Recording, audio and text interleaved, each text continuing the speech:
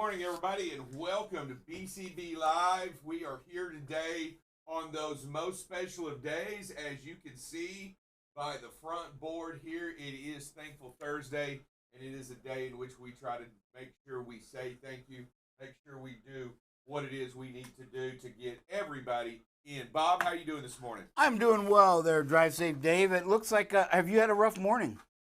I have not had a rough morning. Why is that? Your hair is all everywhere. I was just Is like, it really? I thought maybe you've had a trying morning already. No, I didn't. And what's really funny about that is that most of the time it's usually because I slide my glasses up and down when my hair's still wet, at the house, when I'm trying to, after I get out of the shower and I start walking around and the newspaper's sitting on there and and I'm standing there and don't need a mental image of this, but I'm usually standing there. I get my, I'm still standing in my underwear after the shower, and I'm reading the paper, and I'm sliding my glasses back and forth like this, trying to read and talk to them. My wife's walking around talking to me, and I'm trying to get stuff done, but I know that's probably not the mental image that you want to see this morning. But no, not after we just ate breakfast anyway. I didn't get any breakfast. All I got were emails. Well, good morning, everybody. It is Thankful Thursday. We want to make sure that we do say thank you, and the reason we say thank you, it is a day in which we focus. And you know what I did do, Bob, is I looked up 30 great ways to say thank you in a different language and how you say them. So I have so many here that some of them, spasiba. What is that one? Polish. Russian. Close. You got Polish in there? I do have Polish. All right, let me see it. Dziękuję. Dziękuję? Dziękuję. Dziękuję. I am Polish, so. There you go. Dziękuję is Polish for thank you. Thank you. And we are going to, and you know what I'm going to do is I'm going to send this out to all the people that I know today so that we can all find a new and genuine way to say thank you, whether it be in a different language or some way. I looked on the line and I was trying to figure out, man, how do you say thank you? Genuinely, how do you, besides just thank you, what is some of the things that you do to say thank you? Oh, man, a lot of times it's your actions and what you can do for people. It's just the best way I can do it is something I've been trying to focus on for the last several years is to serve others well and just show the blessing and the thanks that I appreciate them, by serving them well. Whatever I can do to make their jobs easier. And sometimes it gets you in trouble. You take on too much and it's like you can't get yours done, but you just want to be that team player. I've always been that way. Never been the best at anything, but I've been really good at a myriad of things. So it's like I always adopted the team player because since I'm not the best at anything, I need help from everybody around me. So that's how I say thank you. So today, I think today, we're not going to go any, I'm going to say, today we're going to say in Hawaiian, mahalo. Mahalo. There mahalo. You go. Okay, Dylan, mahalo. All right. So today, I'm going to be using mahalo today to say thank you to people. Because I'm going to do it in a little bit different way. I'm going to say thank you in a little bit different way today. That's right. And that leads us into a great segue. Drive Safe Dave is sponsoring a driver trip for him and to Hawaii. Okay. Be very careful what you say. No, I'm trying to get my butt to Hawaii. Okay, so have you ever been? Oh yeah, I have been. We went on, my wife and I went on our honeymoon. But that's another story. But that is a whole other story. But you know what? The whole point and the whole premise is, and I like what you said, Bob, and being a blessing to somebody else. I think that's a great way to say thank you. Pay to me.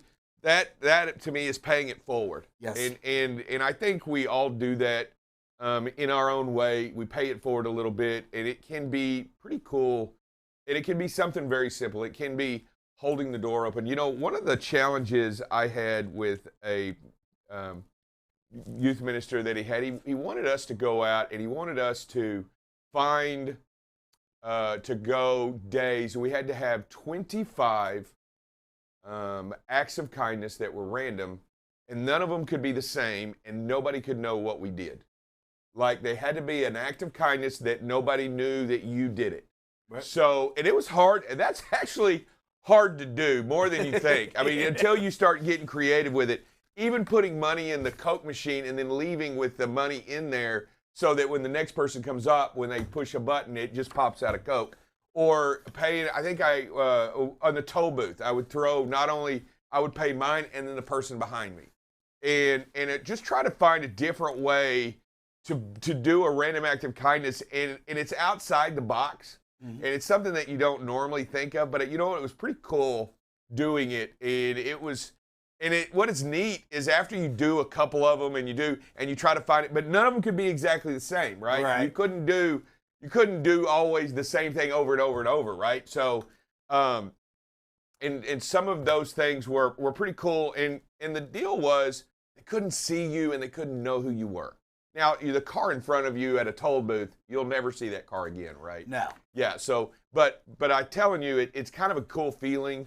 And we were sharing some of the things that we had done differently and what we had tried to do. And some of them were very creative and pretty cool. I challenge anybody out there that if you get a chance to be a blessing to somebody else today in some way and do a random act of kindness. Now, I don't care if you hold the door open for somebody else. That's nice. And I think that's something that you should do or can do. But you know what? Anything like that is a genuine way to just say thank you for who you are and what you're doing and out there. And as you're out there today and you're with drivers, find a way to say thank you to them for what they're doing. Yeah, and typically you don't want to get credit for it, but it'd be interesting to see who come up with give us your most creative way that you did something, because it'd be neat to share that with others that may not have thought that way, that say, hey, you know what?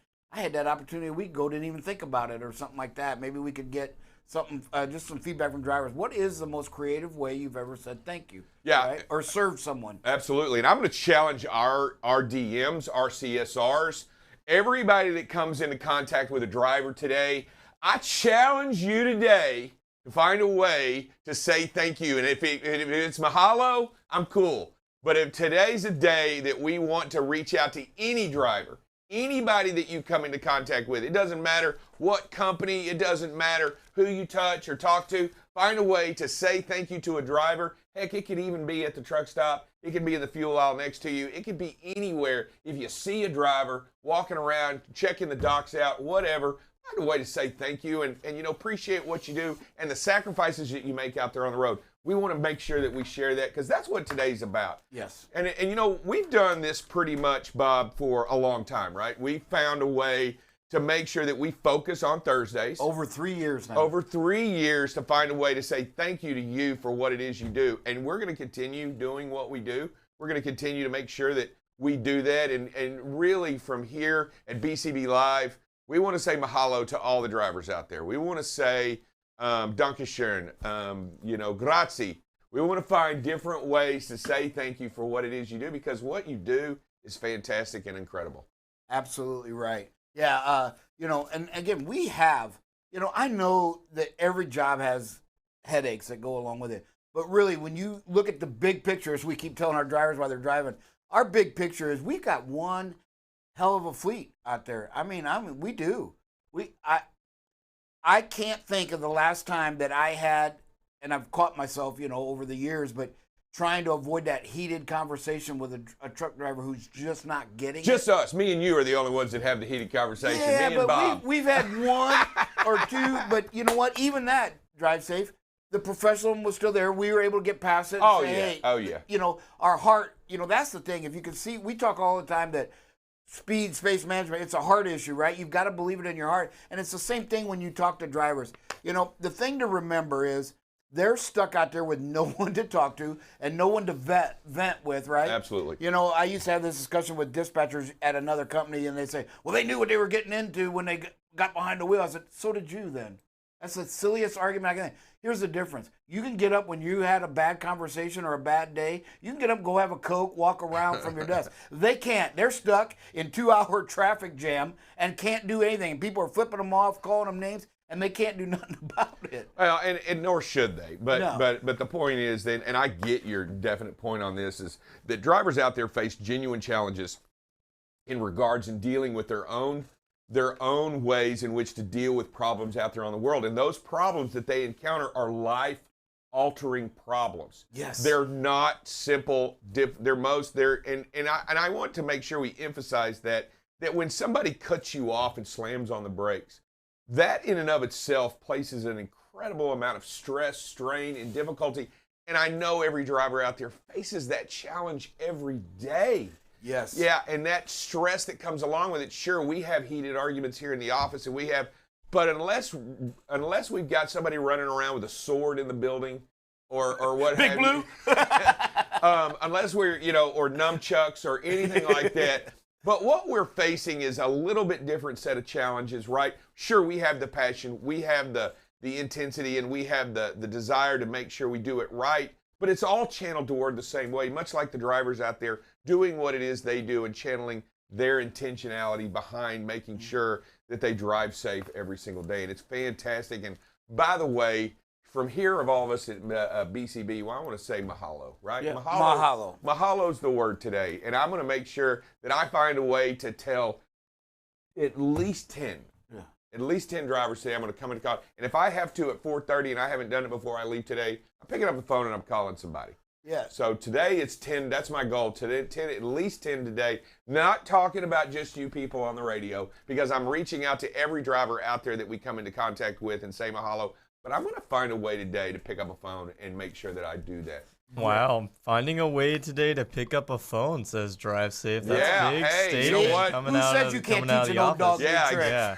I'll call you right back. I'll call you right back. Hey, right before we get going, I did want to say, Bob, some of the safety things that I saw in the news that were posted, it looks like a lot more people are going to the air above the sky in different ways to find a much better way to do things. I did see that Wisconsin is conducting an aerial blitz of many counties using planes to find bad drivers. They even sent out, wasn't this crazy? They even sent out the list of days and where they would be tracking, so they're still knowing full well. They even listed, right, Dylan? They listed, hey, we'll be on this day, we will be checking this county. On this day, we will be checking this county. On this day, so they have a whole set of deals that they're going to be doing looking for bad driving. And they've already told you we're going to be there. Yeah. They've already posted it, and I bet you they find plenty. Oh, they will, because most people, unless you're surfing the net every day, aren't going to know it. Yeah, or reaching out and finding it, or listening to BCB Live, right?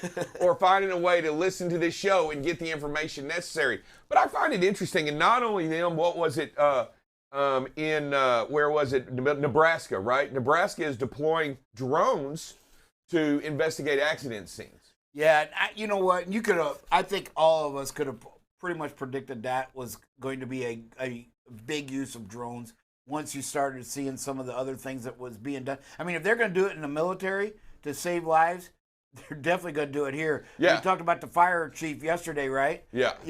Man, they're going to be able to survey some situations to help protect their people. Yeah, and I find that very interesting, because the drones to me is a perfect way to do that. Because well, look, for example, I've been looking at maps a long time, right? My Rand McNally popped that thing open, and it is an overview of a topographical situation, right?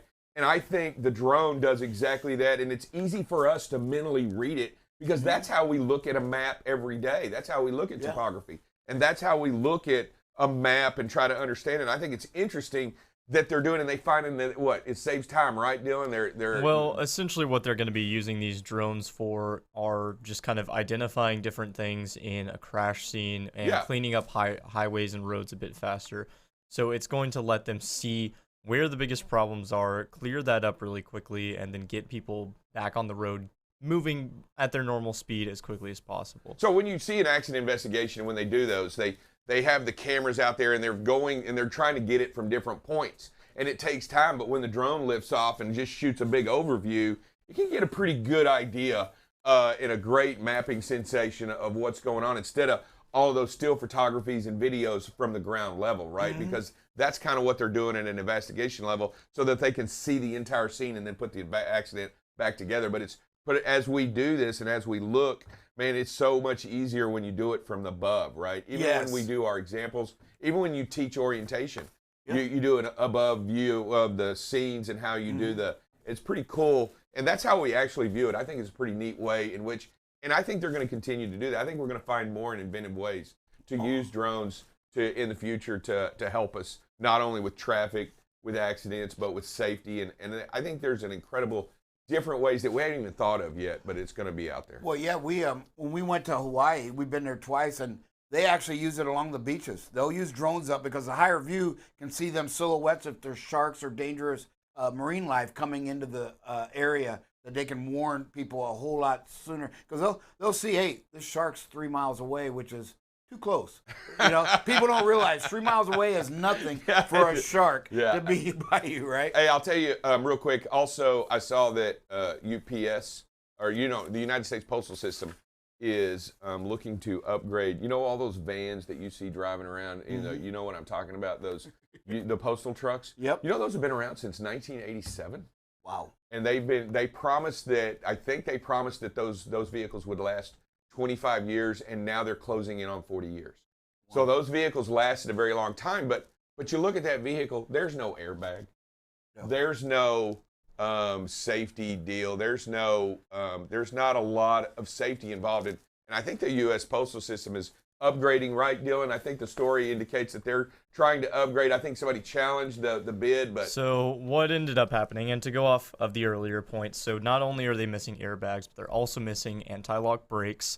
They get 9 miles per gallon. A lot of them don't have heat or AC in them, so it's brutal for anybody driving it. If anybody has driven for UPS, it's a pretty similar story over there. But they were trying to redo their contract to get upgraded vehicles.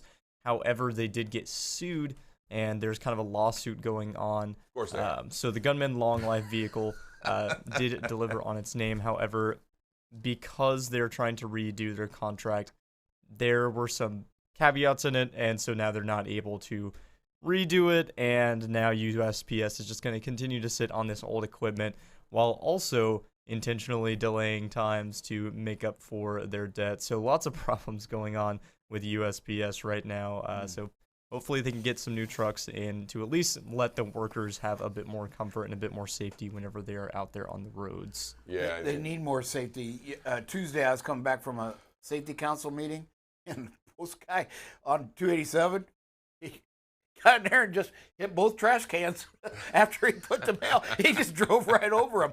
Them almost look like they got the old military Jeep chassis underneath them a little bit. Oh yeah, those. I think they are. I think they're GM chassis. I think I read that those are old truck chassis.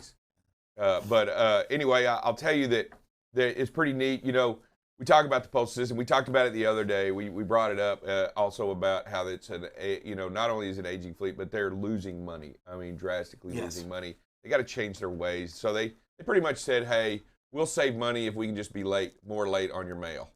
So, so here we are. There is the answer as we move forward. More late, more mail, and higher rates. I'm okay with a little bit more money to send a letter to somebody. It makes okay sense to me.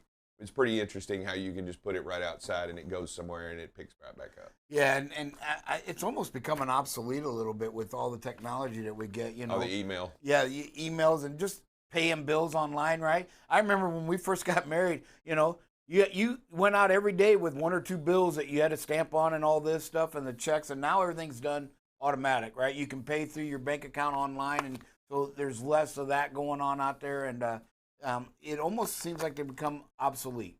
I hope not, and the reason I mention that is I hope not, because there's something to be said for the handwritten note. There's something to be said for the handwritten thank you. There's something to be said for the letter that you get, personal letter that you get from somebody. There's something to be said for the postcard, which is old school Facebook, by the way. I still get my bills in the mail. I don't know if you guys still get those, but I am still bombarded with my bills every month in the old school Facebook. I never got one. Oh, you have seen them?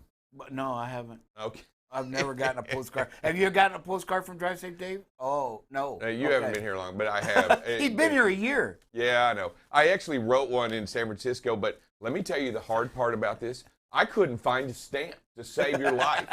You know how hard it was to find a stamp in the city of San Francisco without finding a post office on a Sunday? It was pretty tough. I mean, I was having a hard time. Nobody sells them anymore. Used to, you could go in and get a stamp. You could get one at the front desk of the hotel. They didn't have them. Years ago, we used to, when we did our grocery shopping, we could get a book of stamps at Walmart. So we would just tell them, hey, we're out of stamps. We need a book. Every time we went to Walmart. I don't know if they still do that. Haven't seen my wife do that in a while, but we used to get them from Walmart. You used to be able to buy a book of stamps from Walmart. Did you know that? Yeah, I can't. Well, I think you could do it at the customer. Well, I know you can do it at some places like the customer service hall, but they have machines or what have you that you can get stamps. But I'm telling you, It's pretty hard. It's a lot harder than you think today to find a stamp. All right, we'll be right back with some safety right after these messages. Hi, and welcome to Rapid Fire. Today we are joined by Music Man Mike. You ready? Ready. Okay. Favorite childhood TV show? Oh, I'm going to go with Gilligan's Island. On the scale of 1 to 10, are you good at keeping secrets? Oh, 9. Okay. Is it wrong for a vegetarian to eat an animal cracker? There's nothing wrong with animal crackers. Have you ever worn socks with sandals? Tell the truth. I have to tell the truth because my wife's probably going to see this. So I'm guessing that's a yes. And she calls me Felix because we know a guy that used to do it on a regular basis. Okay. Do you know the definition of triskaidekaphobia? Triskaidekaphobia. Would be something to do with frisbees, I think. Actually, the extreme superstition of the number 13. Oh, wow.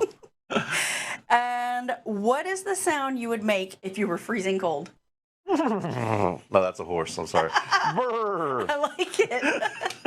Thank you for joining us. Thank you. All right, and we're back really quick. Hey, everybody, welcome back to BCB Live. You know, we've got some stuff coming up, and I think I want to bring to attention, first of all, I want to bring to attention our streaks, right? Yep. Bob, they are 1-86. That's correct. And again, we teased yesterday, and we're not going to go very far, but somebody in this office is going to step up when we get to 100.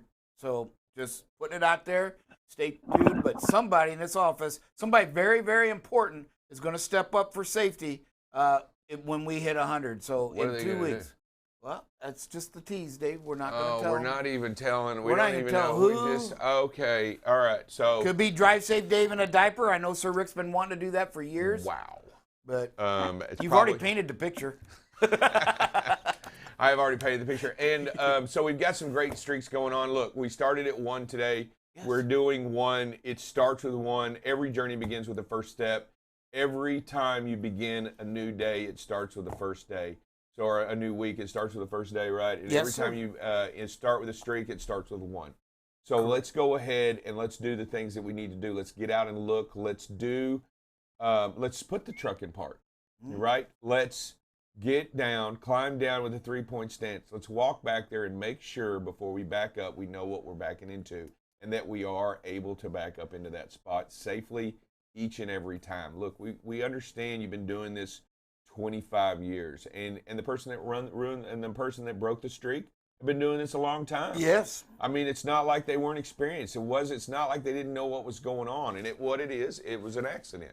It wasn't an on purpose. No. But let's be honest with ourselves. We didn't get out and look enough. We didn't make sure. Well, and I talked to this driver, and it was a great conversation. He got out and looked, and he even said several times what he found was the only way to back up and do this was he was going to have to take the steer tires up on a curb of a sidewalk. And he said the marks were there. People do it all the time. And he said, but when he did, he got it just right, and it popped that tire seal and damaged the rim. And so, again, we got to get to the point where there's certain things we see on the highway that we avoid and we change our habits, right? But when red flags, right? We'll see this and this, and we'll slow down and we'll stop or we'll do something different. But when we're at a customer, I guess because we're not going very fast, we'll see red flags. He said it was tight. It was this. I had to get on the sidewalk. And yet he never stopped to get help or to ask if there was another option, And so when we see these red flags, you have to act on them and say, hey, can I get help? A driver yesterday talked about, one customer says, go to dock 8. And he said, he looked at dock 8 and there's a fire hydrant right there. He says, I can't do this, dock 8. He said, okay, go to dock 1. But he had to stop and go in and take action. And he says, I'm sitting there, and they put the next guy in dock 8 and he hit the fire hydrant. So he said, Oh, my goodness. Yeah, so he said, you just got to go in and make that. And if they give you any pushback, you've got to come back and that's when you get your DM, your customer service people involved so that we can get you the help. We talk. Cars get parked out there in front in the way. You've got to go in and take that. If you think you can make it, that's not good enough. You got to know you can make it. And if there's a car there, let's go get it removed. Yeah, and that's interesting that you say that, and we talk about. And he said, "Hey, that other vehicles have pulled up over the curb and done that." Curbs are designed to distinguish between the roadway and not the roadway.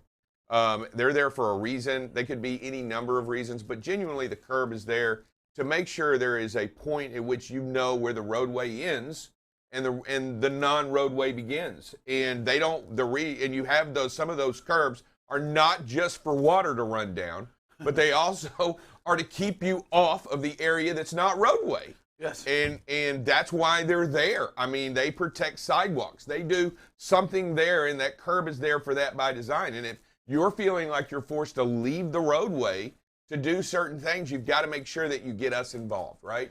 And if you see a lot of people doing it because it needs to be done that way, you might want to take a picture, because maybe management doesn't know that at the facility in which you're doing that. Yeah, I wish I could have had time to stop. As I was coming to work this morning, I went through this one area that I always do, and there's a business on the right, and there's this big fence, right? And I'm looking because I see headlights facing me. I'm like, what the heck? And as I got up there, there's a small car driving on the sidewalk. Literally driving on the sidewalk from this entrance to the fence. Instead of coming back out and going around on the road, they didn't want to do that because you would have to go all the way to the light, make a U-turn and come back, and then make another U-turn to get on that direction because there's a big divider there. So they drove on the sidewalk to the next gate entrance. I said, man, I wish I had a camera in case something happened there. That customer would probably love to see that, but literally saw a car driving on a sidewalk for about 200 feet this morning. I don't recommend that at all. No, and especially with a semi. And I don't recommend. Look, we want you to maintain the roadway. We want to make sure that you stay within the roadway, and stay within the curbs as you're out there doing what it is you do and protecting yourself and also everybody around you. But I guess the genuine point is that we get out and we look at some of those hazards and identify them quickly and get help. Right? Yes, take action after you see. If there's a thing that says, if ever in your mind you're looking at a situation, you say, I don't know. That's your time to just stop and get help, right? If there's an I don't know in there or I'm not sure, that's your call to get, hey, all right, that's my red flag. I gotta take time to get some help here, whatever it takes to get it done. It's okay, right? At the end of the day, you're the only one that's going to lose. Yes. Right? Even if you hit somebody's car, they're going to get money to repair it and stuff, but you're the one that's going to lose, in the end run. I'll tell you, also, before we go, I want to make sure a quick mention that next week we have two special guests in studio. Bob, you want to just tell us who they are and what it is they're going to be doing and why they're going to be here? Yes. We on Tuesday, we have our DOT officer, retired DOT officer and DPS, work for the DPS. Kenny Ray is going to come in for the 8 o'clock portion, right around just before there, and he'll be able to answer questions. And then Thursday, we are going to have someone with the knowledge that trains brake mechanics for the big rigs here on Thursday. And the reason we're going to have them there, they're going to be here to answer your questions for Brake Safety Week. That's August 22nd to 28th. A week from this Sunday, they will have Brake Safety Week. And trust me when I tell you, folks, just because it starts on a Sunday and ends on a Saturday, that whole weekend is going to be already started. So it will likely start on the 21st of August and go to the 29th. Yeah. So just be ready for that. It will encompass both weekends along with the week in the middle. But we have a golden opportunity, and that's why we've been talking about it this week, to really jump on our CSA score. Because in our group, if we do better than they do, we're going to come down drastically because they're going to go up. And a lot of times it doesn't take much. Remember, brakes and tires are the two violations that will put you out of service quicker than anything. This is what insurances look at, is our out of service rate. This is what the pull-in system, they call it the ISS system, the selection system. This is what they use to pull us in. Not so much our score, where we're at in percentile, that does figure into it, but they're looking at that out of service. If you have a high out of service rate, they know that they've got you. And so they're going to pull you in more frequently. So you have a lot to gain by making sure that you don't take any equipment that the brakes, that you aren't 100% sure. Again, if you're looking at a brake pad, and I don't know, get with maintenance and just have it inspected at a garage. Or take a picture. Yeah, take a picture and say, hey, can I get this inspected? Yeah, things of that nature. So great guests coming in next week. Yes. So to talk about some of the things challenges that we're going to face the following week. And I'm excited about those people. I'm excited about them coming in to bring more information and bring some pictures, some graphs, that way they can talk professionally on exactly what it is we're looking at. And I want to challenge our fleet. Here's an opportunity for all of you. Talk to your fellow drivers, for all of you to show that you are indeed on your way to being the safest fleet in the nation, right? Because brakes are critical to protecting life. All right, and everybody, hey, we'll be right back with more information on safety.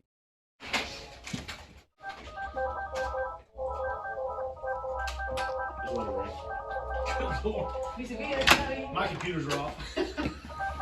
Bro, where you been? We've been looking for you. I was at home. Bro, you need to be here. 6 a.m. I'm just walking Let's in. go. Let's go. Okay. Kike, I need a trailer. Okay. Enrique, I need a trailer, please. Okay. Stand by. Enrique, it Bro. can't be 6 o'clock. I don't come until 7. That means you're late. I need a trailer. Pronto. I'm working on it, bro. Hey, Enrique, antes de que te vayas, güey, te JN7904 se fue y no está la carga lista. Luego ocupo el 418 que ocupa trailer porque ya va tarde para trailer. Y la local que me diste, nomás no va a la vaciar, ocupa ser alguien más. Dame chance. Okay. I need a trailer. Enrique, we need stuff. Enrique, come on. What are you doing? Enrique, let's go. What are you doing? Enrique, you're taking too much time. We got people waiting. Enrique, let's go. Let's go. Enrique.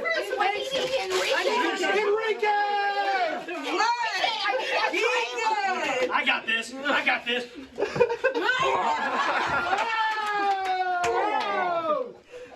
I still need a trailer. Jesus. Okay. 1 second, guys. I just got here. All right. I got this. Calmate, Gabby. Hey, even though we give my man Enrique a hard time here, I know he's trying day in and day out to make sure everybody's taken care of. We will continue to do our part to make sure you guys are squared away. We just need your help. It's a joint effort. Make sure you guys are doing your empty moves correctly. You're sending in your loaded calls, your empty calls. And last but not least, make sure you guys are throwing those macro 39s so my man DJ right here can get you guys squared away. Hey, it is Thankful Thursday. Welcome back and mahalo to everybody out there. Drive Safe Dave is determined this is Hawaiian Thankful Thursday, so we are using the term mahalo. Mahalo. Good morning, mahalo, drivers. Double space Dale, and the producer, mahalo. And to each and every one of our drivers, hey, thank you all, truly. Man, I know each day we have our own challenges, and some days go better than others. But again, we do know that it works. If we're talking to you and you're talking to us, we're going to get better at safety. And we have a great try this week and next week. We are focusing on our brakes, right? And so yesterday, during my 10:30 talk about rules and regulations, we talked about some of the brakes and stuff, and the drivers brought up. And so it is actually in one of my surveys as well, or what my investigation for this topic was moisture. Moisture in the brake lines, moisture, and so we talked a little bit about, years ago I talked to the lead accident investigator who was their DOT officer here in Mansfield when we did the blitz. And he also said the first thing he checks at every accident with a semi is he goes up and pulls that line and sees if there's any moisture in there. And so yesterday during our 10:30 segment on the rules and regulations, drivers brought up what they do, and several do this on a daily basis as part of their pre-trip or post-trip. So, for me, it should be part of your pre-trip because you're going to start your day and you're going to drive the most miles. Obviously, you're not going to do much at the end of your day.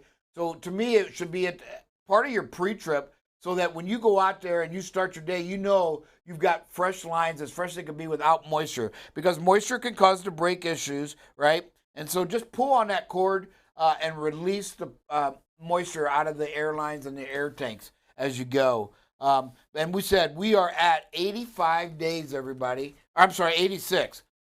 Can't even read my own typing. 86 days and 1 day on Get Out and Look.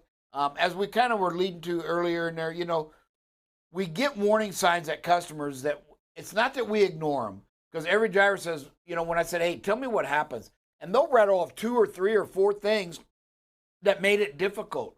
Well, those are flags that you got to eliminate or address, right? Remove, or you just don't do it.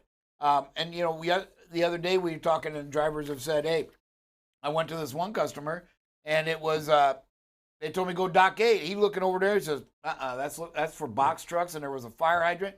And so he went and said, hey, I can't put it in dock 8. And they said, okay, go to 1.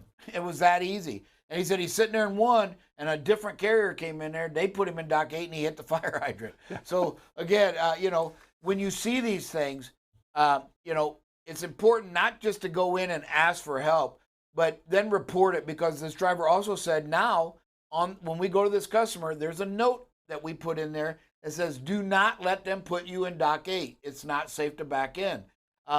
And so now we have that on our notes, so our drivers even are instructed. So there's all kinds of things we can do in the office to help you be safer out there, everybody. Again, it's that communication, but you got to not ignore the warning signs. Yeah, I mean, it's a really great thing, and you never know until you ask, or until you tell the customer, hey, I can't put it there. Can you put somebody else? Put me someplace else. And so you got to ask first, and that goes to that communication. And I love when a driver calls in and says, hey, we got this issue going on, or can you look at this for me? That just tells me that they really care, and that safety is part of their focus. Yeah. And we're talking to the producer a little bit today too, and I thought he had a good point. I never thought of that. I love analogies a little bit.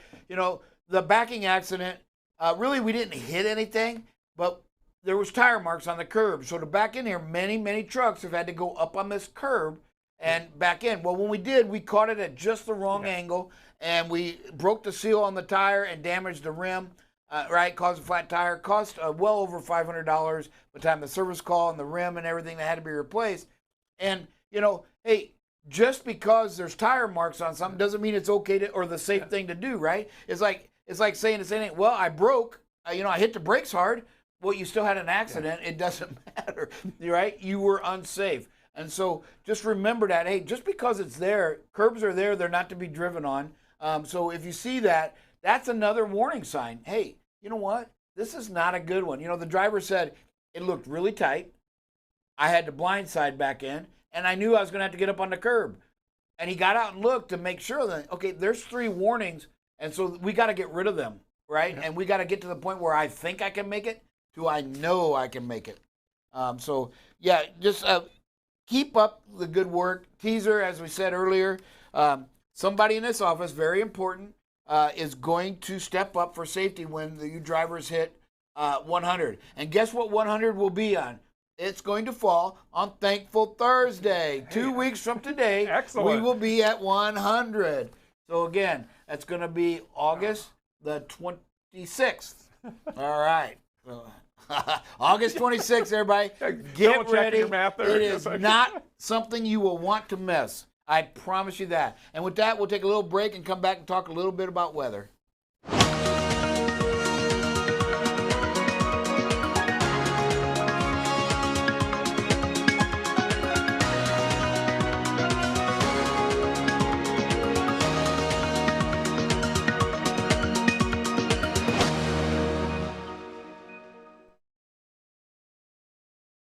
All right. Hey, welcome back.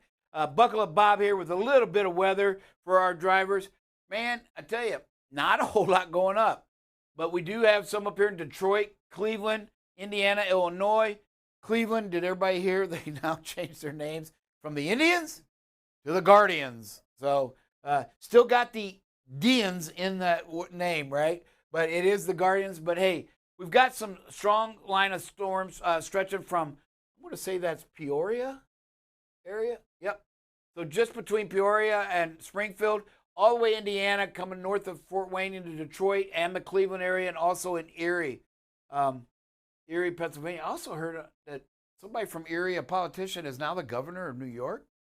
Cuomo resigned. So that'll be a topic that I got to look into. But again, you can see there's not a lot of activity going on. Our forecast, though, is as the day, you can see Kansas City is forecast to have some. Currently, nothing going on there. And this afternoon, you can see still that line up there along the Great Lakes area and western Pennsylvania along Erie, northern Ohio, Indiana. And then again, it seems like every day we show potential threat on the Gulf Coast. Man, they got to be green and humid like heck down there. Got to be that heat, as we'll show a little bit later, has got to be just suffocating down there with that humidity. Again, this afternoon, expecting some in West Texas, most of New Mexico, and then Arizona, and unfortunately, doesn't look like our firefighters out here in California are going to get any kind of rain help. And tomorrow morning, when we get ready to come on, again, here near Lubbock, New Mexico's got a potential for some strong storms. And you can see this line from Kansas City to southern Missouri, up through Kentucky, Ohio, the Great Lakes again, Erie, up here pushing into Cleveland and Detroit. So potential for some strong storms. And tomorrow afternoon, hey, the Gulf Coast kind of gets a little bit of a break. I mean, there's some chances here, but they look pretty small. Looks like it's going to be in the heartland there in Midwest, southern Indiana, Kentucky, Tennessee, Arkansas could be the big ones. Kansas, right? And then New Mexico has some potentials for some strong thunderstorms tomorrow. Our winds currently, Kansas City, 26. You can see some potential gusts here. Up here where the storm is, but pretty mild start to the day. Low 20s in some areas as the day goes by. Doesn't get really bad. Nebraska, we're going to see some mid to upper 30 potentials. Lubbock, you remember that storm system's out there in Lubbock this afternoon. So it looks like there could be some winds associated out in front of that. But again, nothing we can't handle. Just remember, depending on your weight and stuff, the rule of thumb has always been whatever you think the speed you need to reduce, add another 5 miles to it, and you're probably a whole lot closer to what the safest speed needs to be. So just kind of use that rule. Just understand your limitations. You typically will look at a better picture than what's there, right? We've seen it with the backing accident, right? We've seen some things, but we just thought, hey, we can do this. So we kind of paint a better picture than what's really there most of the time in our minds. So just kind of realize that doesn't make you a bad person. It just makes you human. And so know that limitation and say, okay, I think this, I'm going to add another 5 and reduce that speed to help you in here. We want to see where our little Fred's going. And Fred is moving towards Bahamas. So now it looks like it's going to hit the eastern side of Florida. And I'll look at the Weather Channel a little bit later and see if that has changed. But right now they're looking at about Saturday of hitting Florida. Early Saturday morning, I believe, is what's going to happen. So we'll keep an eye on Fred for you all. And yesterday we see, yeah, it looks like it's gotten bigger. This is the one we're going to watch. This is the one that looks like we got a little bit more circular than yesterday. Yesterday it was kind of this gradual arc. Now it's actually starting to define an eye almost, it looks like. Let me see if I can zoom in there and if it does anything for us. Yeah, so we've got a lot of rotation going here. We're going to keep an eye on that because that could grow and get bigger. This one looks like it's going to be our biggest threat. Now, my hope is a lot of times these come here and they never reach us. They get close and then go back out in the Atlantic. So we'll keep an eye on that one. I'm sure the Weather Channel also has something on that as well. So you can kind of see where that one's at least a week or week and a half away. Fred is the one we're watching. This one is not expected to hit landfall. You can see a lot of, look at 61 mile an hour wind gusts there. 62, so this is 66. So this one's getting close to hurricane force winds. I think you got to be in the 70s to be a Category 1. But you can see it's a pretty big area. It is, I don't believe it is expected to hit. Now, see, it's moving away. So Friday, it moves away. Wow. It gets stronger, though. Whoa, 150. So it looks like it's going to be a hurricane. But it's not expected to touch us in any way. So, again, just kind of, if you're traveling, I don't know, where's Hawaii's over there somewhere, isn't it? But we'll keep an eye on that in case anybody's got travel plans. But that's our weather for today. I mean, we'll be right back with some videos. Thanks for joining us for Rapid Fire. We are here today with Patricia. So we're just going to jump right in. Okay. What's your favorite holiday? Christmas. Invisibility or super strength? Super strength.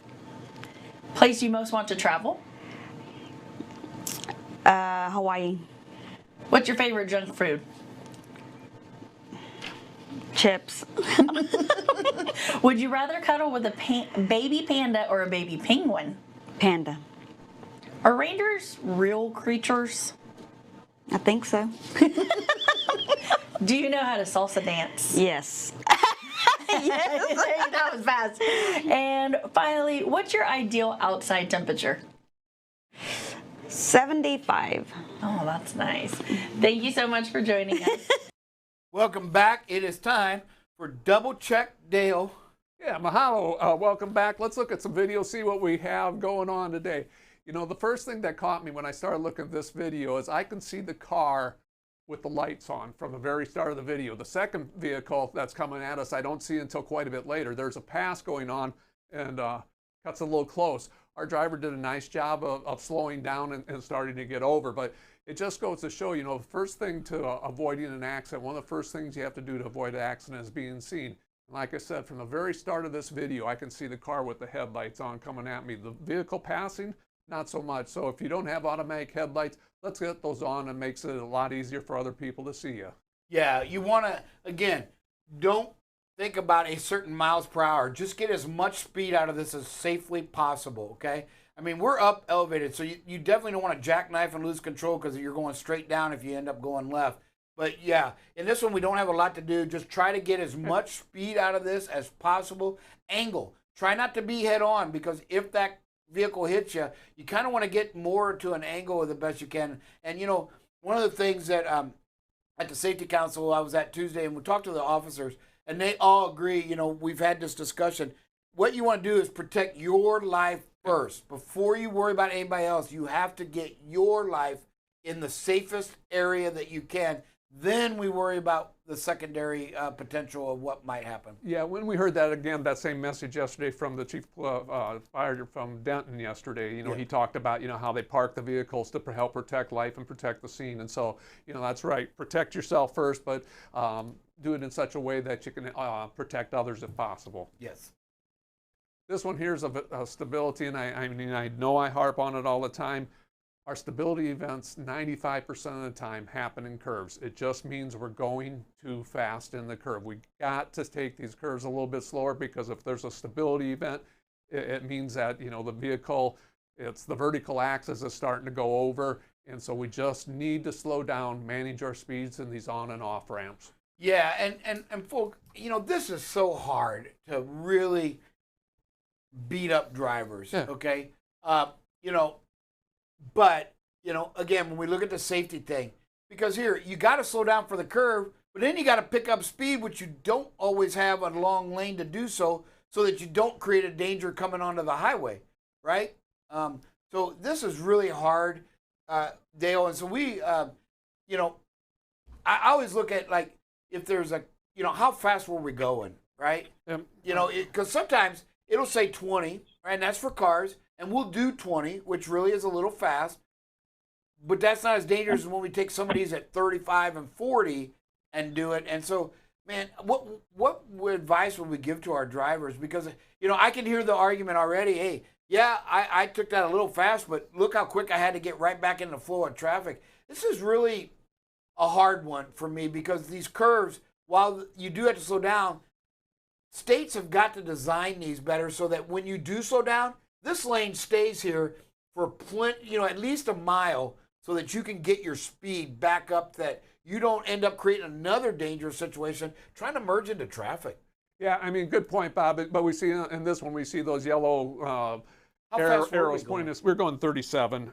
So, okay. You know, the arrows pointing us over. And so, you know, that's kind of a warning that that curve's going to tighten up. And the other thing I always look at is, and you're right, it's hard to beat the drivers up, but you know, we take on ramps and off ramps probably thousands of times a day. We get 2 or 3, 4 stability events a day. Like I said, about 95% of them are in the curves on an on or off ramp. So that just, you know, tells us that overall we do a great job over there. We are managing our speed overall, but you know, there's just a few times we have to learn to slow down a little bit. Yeah, 37 is too fast. I mean, you're almost pushing 40 here, folks. You know, and again, remember, right here's where you got to slow down. You know, you get this under 30, and then here you can start to pick up. It's not as sharp anymore, right? Now it's just kind of gradually. So you just got to time it maybe a little better. That's the best advice I can get that we can learn from this video. Yep. This one here is just a great example of a textbook speed and space management. I mean, driver just does a great job of looking ahead. has plenty of time to stop. Look, we see the white line comes to a complete stop, and we can still see the white line. And of course, if a couple four-wheelers take the opportunity to go through the red light or run through that intersection. But great job by our driver. Planning ahead, speed and space management, knowing the lights changing, and being prepared for it. Yeah, and just a reminder, when you see traffic line like that, granted this is at a light, but it still doesn't prevent it. Remember, statistics say 1 out of every 5 of those vehicles is going to jump out and change lanes. So that's just statistics. So you got to always remember, just a reminder, not necessarily here as much, but when you're on the interstate and traffic is slowed, you've got to slow. Not enough just to slow, but if you're still going by these people at 45 miles an hour and they're stopped, that's probably not enough for that person to jump, that can't jump out and you're able to stop. You just got to be mindful that 1 out of every 5 is going to get impatient and jump out there. Here our driver does nothing wrong here. It's situational awareness. He's starting to come up, and this vehicle starts coming over, and we brake hard there. And so it's a great job on that. So, yeah. Good job by our driver. And this is another one where we got to realize, this right here just kind of talked about what I was talking about, right? We got a line of traffic, and here we're not going fast, but we're still going a little quick to where this can happen. And again, we're not at fault, but we can help prevent it by just creeping along these guys. As you can see around the curb, there's nobody going anywhere. So we don't have to close this gap. We don't have to worry about getting alongside of this, right? And then all of a sudden, I guess he didn't see, but was that Amazon? Looks like with the big old Amazon, smile. Right. Yeah, he's smiling at you while he cuts you off. Yeah, that's right. Goodness. And he does beat, last moment he sees you and he goes back into his lane. But, great job by our driver, situational awareness there. Situational awareness, great. Here's I think Drive Safe Dave was talking about courtesy, doing something nice. Just let them in. This car is trying to get in. Just to be the courteous. There's no law that says you have to let them in, but be courteous. Let it. It just breeds itself out there. When you're courteous to a vehicle, the next car gets that same feeling and lets the next one in. And traffic actually flows better when we learn that zipper merge. Yeah, and we got to make sure we call our driver. And again, not going to beat them up. We just want to talk to them and say, hey, don't forget to be courteous out there, man. It goes a long way. Being nice is free. It costs us zero. And there's payback. Yes, pay it forward, Yep. as Drive Safe Dave would say this morning. Yep. Is that it on our that's, videos? That's it. All right. Hey, pretty good. A lot of things we can learn from and get better at. We got anybody that's got any comments this morning, producer? All right. Hey, everybody. We got somebody. Yeah, sometimes it takes a little bit for everybody to get their hands up. But Alan Arnold, what do you got for us? Hey, good morning, Mr. Bob, Mr. Dell. Hey, Dylan. Good morning. That first one, that was me. That first video. Yep. Yes, sir. What was it? And the vehicle coming around the mountain pass. Yeah, I mean, he came out of there out of nowhere, just hauling tail, came around another four-wheeler, and I had a line of four-wheelers behind me. So there was no way I was going to dart all the way over to the right to miss him so he could hit them head on at that speed, I mean, that was retarded. It scared me. Yeah, I can imagine. Yeah. And it turned out okay. And again, when we say to do that, Alan, that is the guidelines by first responders. They tell us to do the same thing. That, yes, what you're doing is commendable, trying to protect people behind you. But at the end, like I said, you're the first one that's going to get hit, and you have to protect yourself first. So as long as you feel that you did that, I'm okay with it. I just, for me, it's like, I don't know what's behind you. Can't worry about them. I worry about the driver, our driver, and that's when I make them comments, that's the only reason I would say it is get as much speed out and get at an angle and get forward, because you're still going to slow them down a little bit behind you. And when you get at an angle, sometimes that creates a picture for them as well. But, every situation is different, and you've got a few seconds to decide what to do. You don't have, it's not like you get, oh, this is going to happen up here in a minute, so let me think about what I want to do. Yeah, Alan, thanks for calling in because, again, part of the reason I put that on there is because, yeah, it is one of those situations. What can we learn from it? Is there a better way, or is, what we did the 100% correct way? So I love the fact that you call in and own it, and anybody else has any suggestions on it because, again, it's all about learning. If we see this situation in the future, how do we handle it? So thanks for calling in. Anybody else there? Yeah, I'd like. Go ahead. I'd like to hear I'd like to hear other people's opinion on it because I panicked. I'll be honest with you. I panicked. Okay. So, hey, appreciate that honesty. I mean, I think I would have panicked too, Alan. Oh, yeah. And that's the whole purpose of showing these and talking is like, so the next time, right? Yep, What's so done is done. We can't go back and change what we did here. What we can do is talk about it and say, and come up with what you all think is your best action there so that when you see this and you recognize it, maybe you don't have to panic, Yeah. So great. Appreciate that. Anybody else got a comment there, producer, on it? All right. Oh. Like I said, sometimes it takes a second. Justin Hayes, what do you got for us, sir? Hey, Justin. Morning. Good morning. Good morning, buddy. So, I can't really knock Alan for that. Yeah. Sometimes that came out of nowhere, like you said. Sometimes the best thing you can do is just hold on to that steering wheel and stay straight. And I mean, you don't want to overreact either. You don't want to jerk to the right. You may cause yourself to get into a wreck.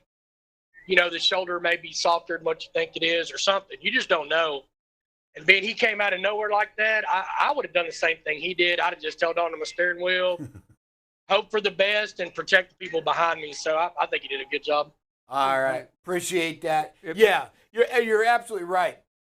And we're not, remember what I said, do it what you can do safely, right? In other words, you can't slam on the brakes and jackknife.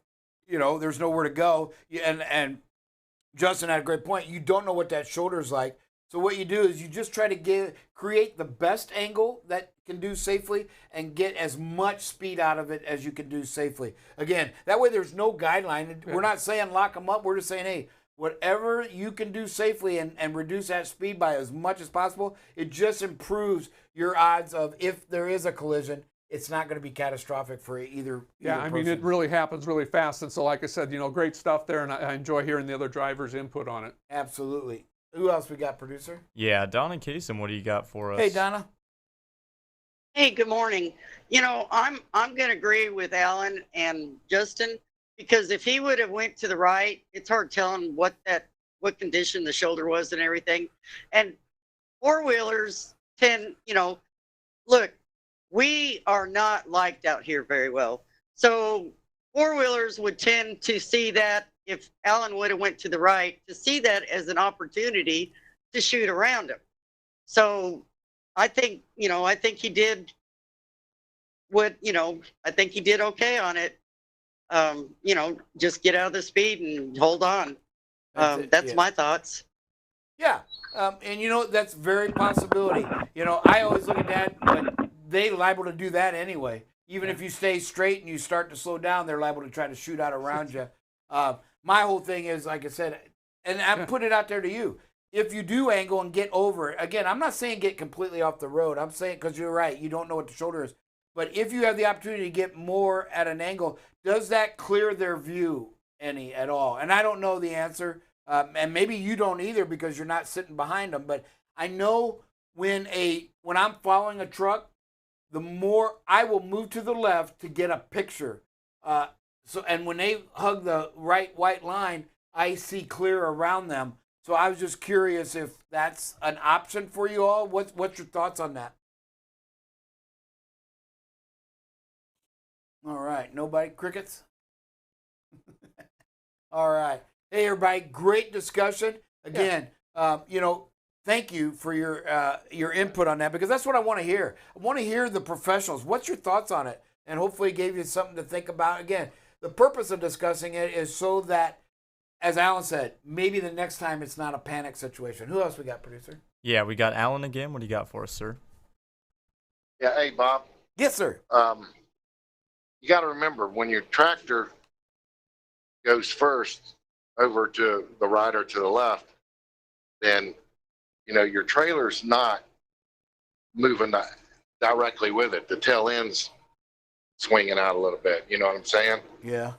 So if I'd have went to the right real hard, the tail would have swung a little bit to the left, and it would have blocked the vision. That's what I look at. But okay, I could be wrong. No, and great point. And again, the thing to remember is what I said was safely. Okay, I didn't say jackknife it, or hit it hard to the left or right. I mean, so again, that's the decision you got to make, and that's what we want to talk about. Is again, I'm not saying you did anything wrong at all. I'm just saying, hey, I don't know. From my point of view, could we have done this? But it sounds like the drivers are in agreement that that's probably not the safest thing to do, and that's what we talk about. Again, at the end of the day, Alan, you did a great job, and you get to go home to your loved ones, and that's what it's all about. There you go. And what we talk about is so you don't panic. I have one question. Yes, sir. Is I didn't look at it or try to even look at it. But what was my speed and my speed drop? I don't know what your speed drop was, Alan. I know at the point that the video saved was 58 miles an hour. So, I mean. So at least you dropped probably 12, because I'm assuming that's a 70 mile per hour there. No, actually, that's a 55. Oh, okay. Yeah, I'm owning it. Okay, hey, I appreciate the honesty. Folks, we're only going to learn when we can be honest about it. We're not going to run from it. We're not going to beat a guy up, but did not know that, Alan. I thought, okay, hey, appreciate that, everybody. That was a great, and you know what?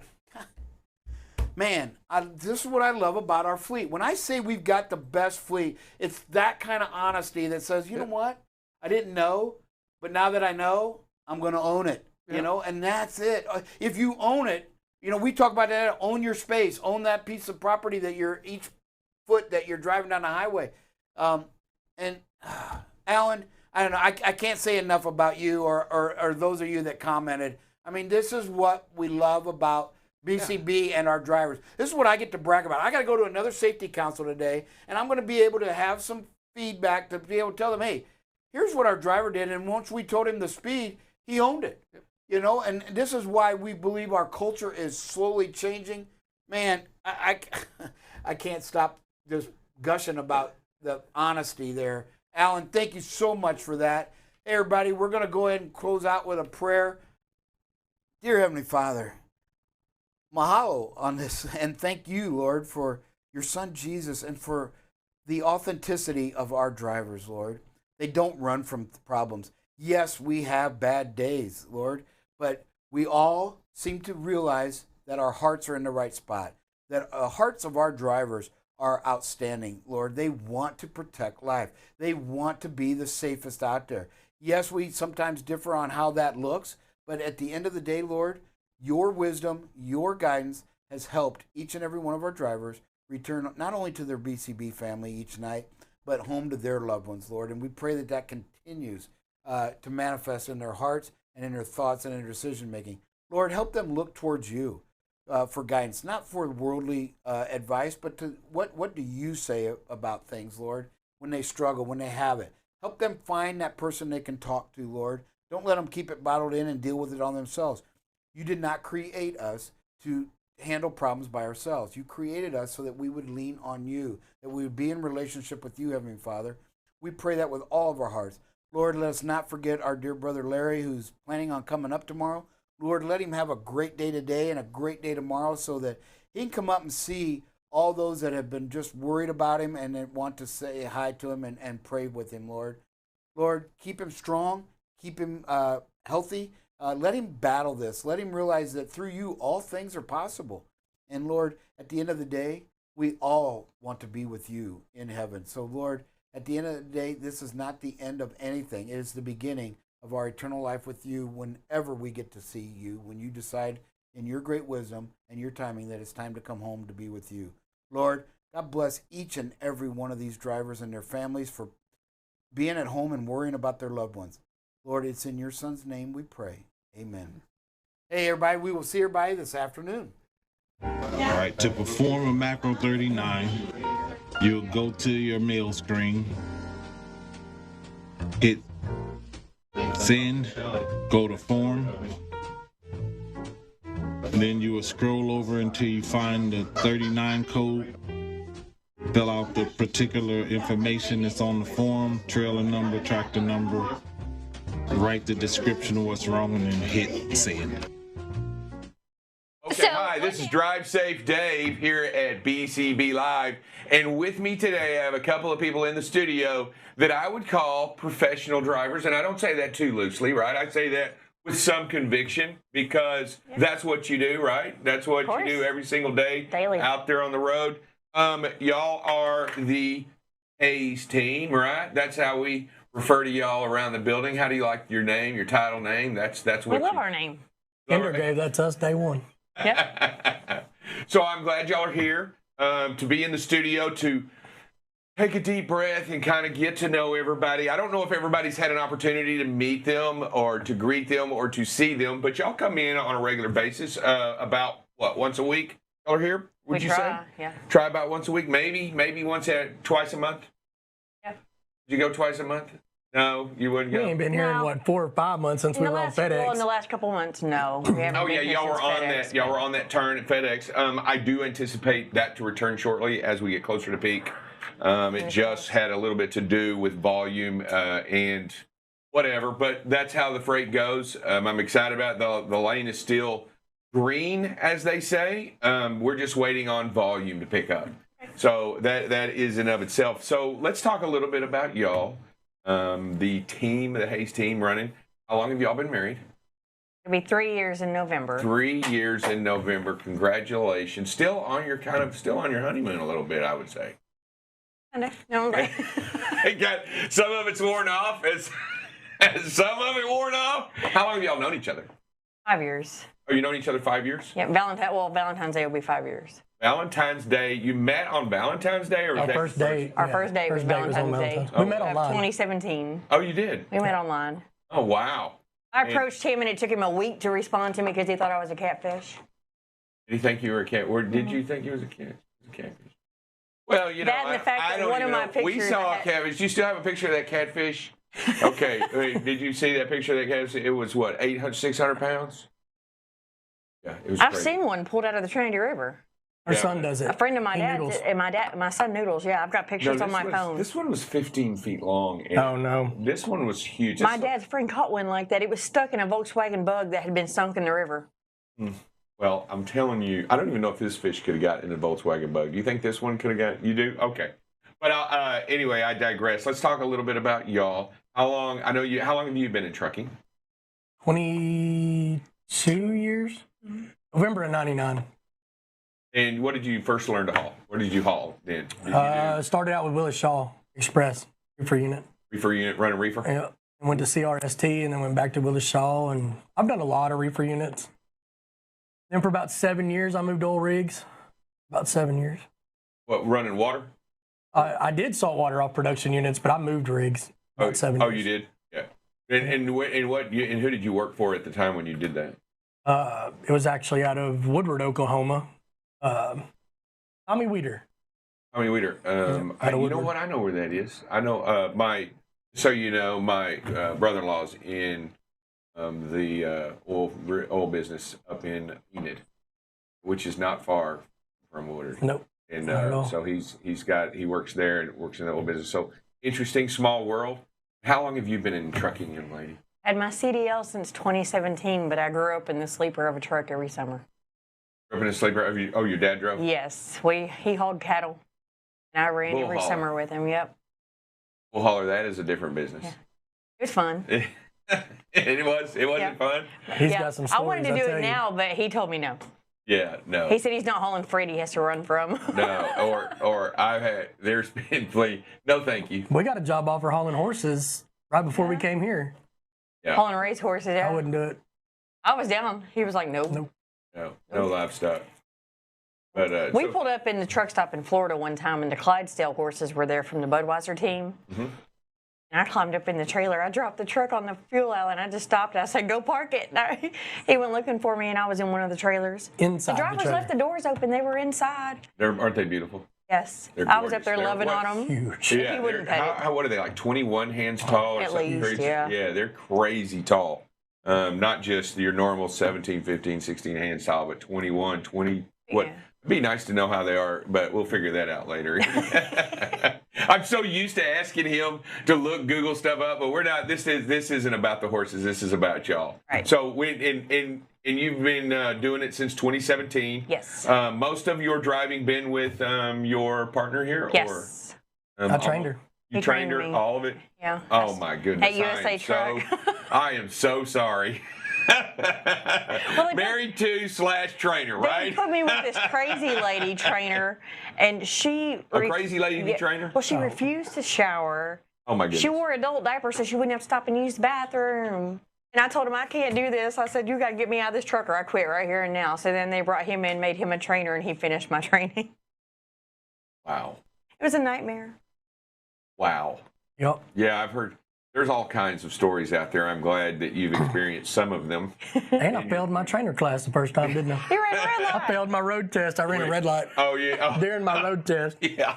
You know what? That's never a good thing. And and I tell that's so funny that That's y'all that point of no return.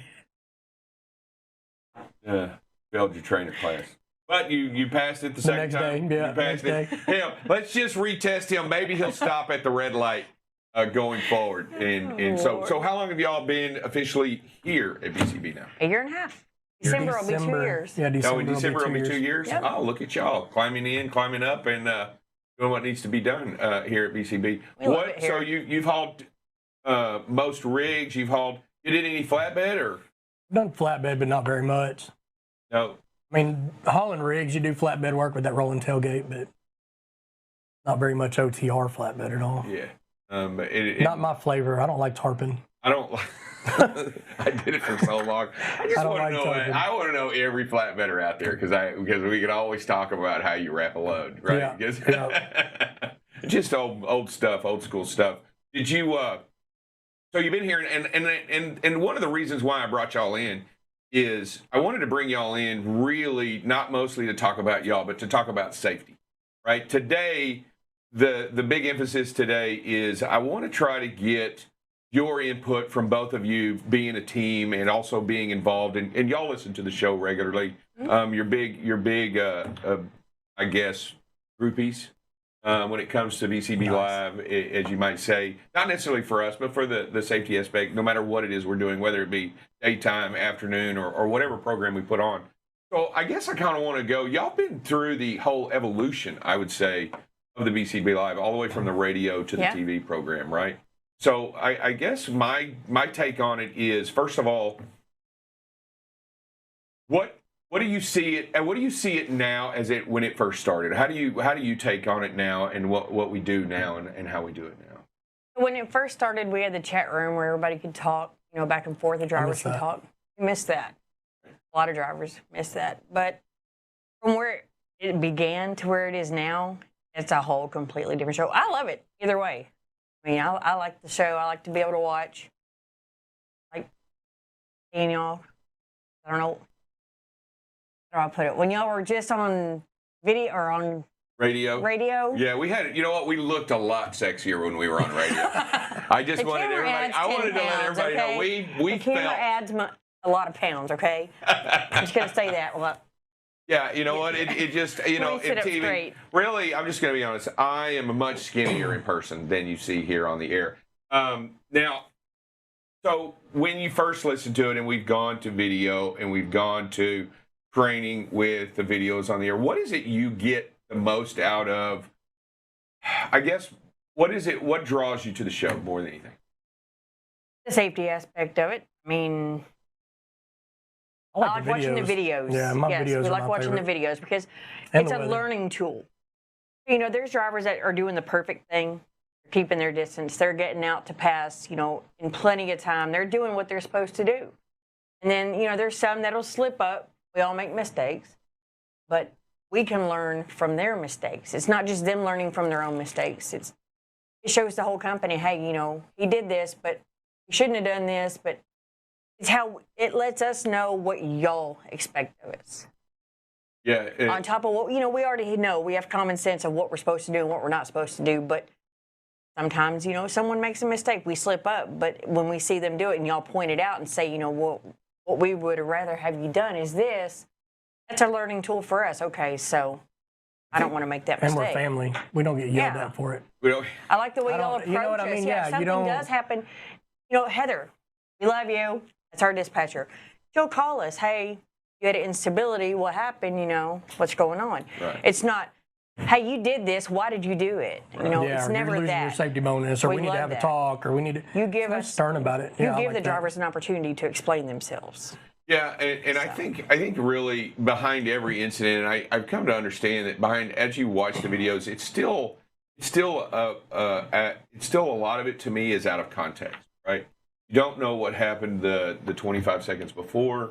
You don't really know what happened the 25 seconds after, and a lot of it's taken right out of context. You don't know what you passed. You don't know what you were near, and I think a lot of it has to do with, sure, there's some videos that speak for themselves plainly, right? Mm-hmm. There's some of them people doing exactly what shouldn't be done, and you can see full well on board what's happening. But there are other things that mitigate what transpires, and I think the videos offer us an opportunity to find out a way and to help y'all. I will tell y'all, there are a couple of things. Number one, the chat room that you mentioned of, I think we're working on something, right, Dylan? We're working on an aspect of where we're going to have like a chat room deal. I can't believe I'm still talking to him. I'm not even supposed to be talking to you. And I like how he peeks up over the screen. yeah, he peeks up over the screen and does that. He has the Wilson look over there. I think one of the things that we're going to try to do is we're going to try to have an open mic deal discussion with drivers and just kind of not really mitigate. I mean, monitor it and stuff like that. He said I'm not on the show. Good stuff. Thank you, sir. With Mr. I've got my poster board. Those are cute cards, by the way. That's how I know what I'm. I like this. Yes, I like the new logo. You do like the new logo? Yeah. That, I mean, I like the fact that Bob can stand up and, you know, like do the weather. I really like the weather in the morning. And that's one of my biggest deals. Wish we could do traffic, but. You know, traffic is so localized. Yeah, exactly. It's so localized, and it's ever changing quicker to me. But the weather's nice. The weather's nice. I think the traffic is difficult to do. If you only wanted to do it in a specific region, it would be easier because, I mean, what are we going to talk about? 360? Right. How many drivers across the 48 is that? Or Atlanta. Hey, you're going to Atlanta. Traffic sucks. Yeah, you're going to Atlanta. Traffic sucks. There's a newsbreaker. Right. And stuff like that. So my deal is, how can we do more? Or, you know, we're going to try to word this right. We're going to try to open this up to other drivers.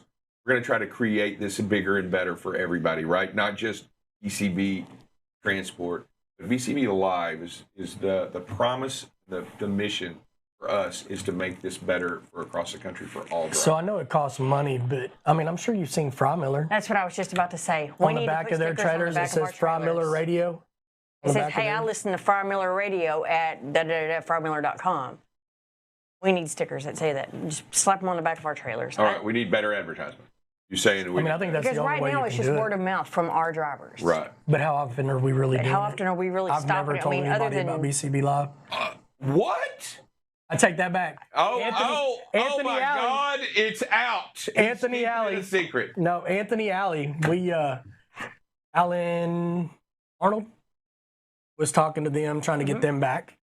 And we were talking to them, trying to get them back. And he's like, do you mind if I come on the radio show? And I'm like, the more the merrier, come on. Right. And he's logged on. He's been logging on. Oh, nice. You know, the promise and the principle behind what we're doing here is that it's not just us, right? Not just our family. What we really want to do, and I want your take on it, what we really want to do is we want to incorporate the whole idea and the whole principle to all drivers. We ought to start doing that as we're recruiting. I do tell them about the radio show. I don't. You're slacking. I tell them. We have a That's why I'm safety call that we do twice a day, every That's why I'm day. second chair. That's why you're second. It's our truck. Hey, mine. And they're like, what do you mean a safety meeting? And I tell them, no, it's not a meeting. It's a radio show. I said, but it's also a TV show now that we have. I said, it's a live feed. I said, and you're allowed to get on there and talk, share your views. I said, they want to hear your views. It's not one of them where they talk at you. I said, they show you videos, they show you weather, they tell you current news. I said, Because And it's how the often can upper you stop echelon. and watch the news? It's not an open You don't door have policy, to because it's an open Dylan gives mic us the policy. Right news. there. Y'all give us the safety portion. Bob gives us the weather portion and the safety. I mean, you got it all in a radio show. I tell people about it. Slacking. It's like, you know what, you need to get the word out. It's a promise.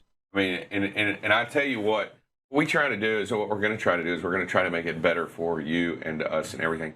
So get out and look. Here we are. Let's talk about it today. We're at 0. And for BCB Transport, it's a big deal to me to bring it up to somebody that drives and somebody.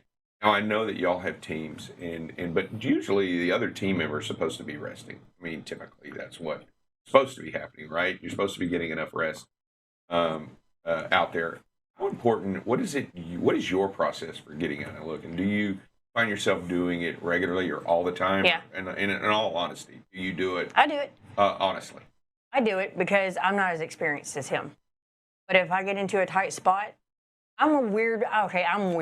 If you give me a wide open lot, I look like a rookie out there trying to back in these trailers. I'm all over the place like a sidewinder. If you put me in a tight spot, I'll nail it every time because I know I'm under pressure. But I get out and look a lot. If there's a situation where I don't feel comfortable, you can ask him. I've woke him up. Hey, get up and help me do this. Yeah, and I'll tell you, we all out in the wide open lot, and there's nobody in all of the lanes, and all you have is the white strip. You just have the lines out there. And I believe one of the reasons why it's a little more difficult is there's no point of reference. No point of reference on a truck. So when you're looking in the mirrors and you see a tractor or a different truck, you know right where it is, and you know right where it stands. You know why? Because that's what you do all day long. You have no point of reference. So when you're out there in the wide open lot, there's no genuine. You look in the mirror and there's nothing there, and all you see is the lines on the ground. It makes it a little bit more weirder and a little bit more difficult. We backed up more in the last 2 days. We have in the last 6 months. That was the one thing we were spoiled on in FedEx. Everything's pull through. You don't back in nowhere unless you're backing in a door. We don't even do that. Yeah, the guard dogs do it. Yeah, they do that. They don't allow you. They won't allow you to hook up to a trailer that's a indoors. safety deal, because they've got those guys in those trailers throwing those packages in crazy like that. So, and we lost it today, right? We lost it today because yesterday we didn't get out and look, and we didn't do the things that we aspire to do here every day. And I'm going to tell you this, and I want you guys to and see what y'all think. We understand mistakes are going to be made. What we're looking for is progress in the belief that it works, that the system works, that the program works, and that the ideal works. And it's imperative that that you believe in that. And my question is, how much of what we do here do you believe in? Probably more than you know. More than you think. Yeah. I mean, really, we've been. It slowed me down. I'm a very aggressive driver, and it slowed me way down. I'm more defensive than aggressive, but I do find myself every once in a while in a hurry. But it's more like El Paso. Being honest, coming into El Paso and you got drivers cutting you off and cutting Odessa you off. is my peeve. Middle Odessa, all the oil field drivers.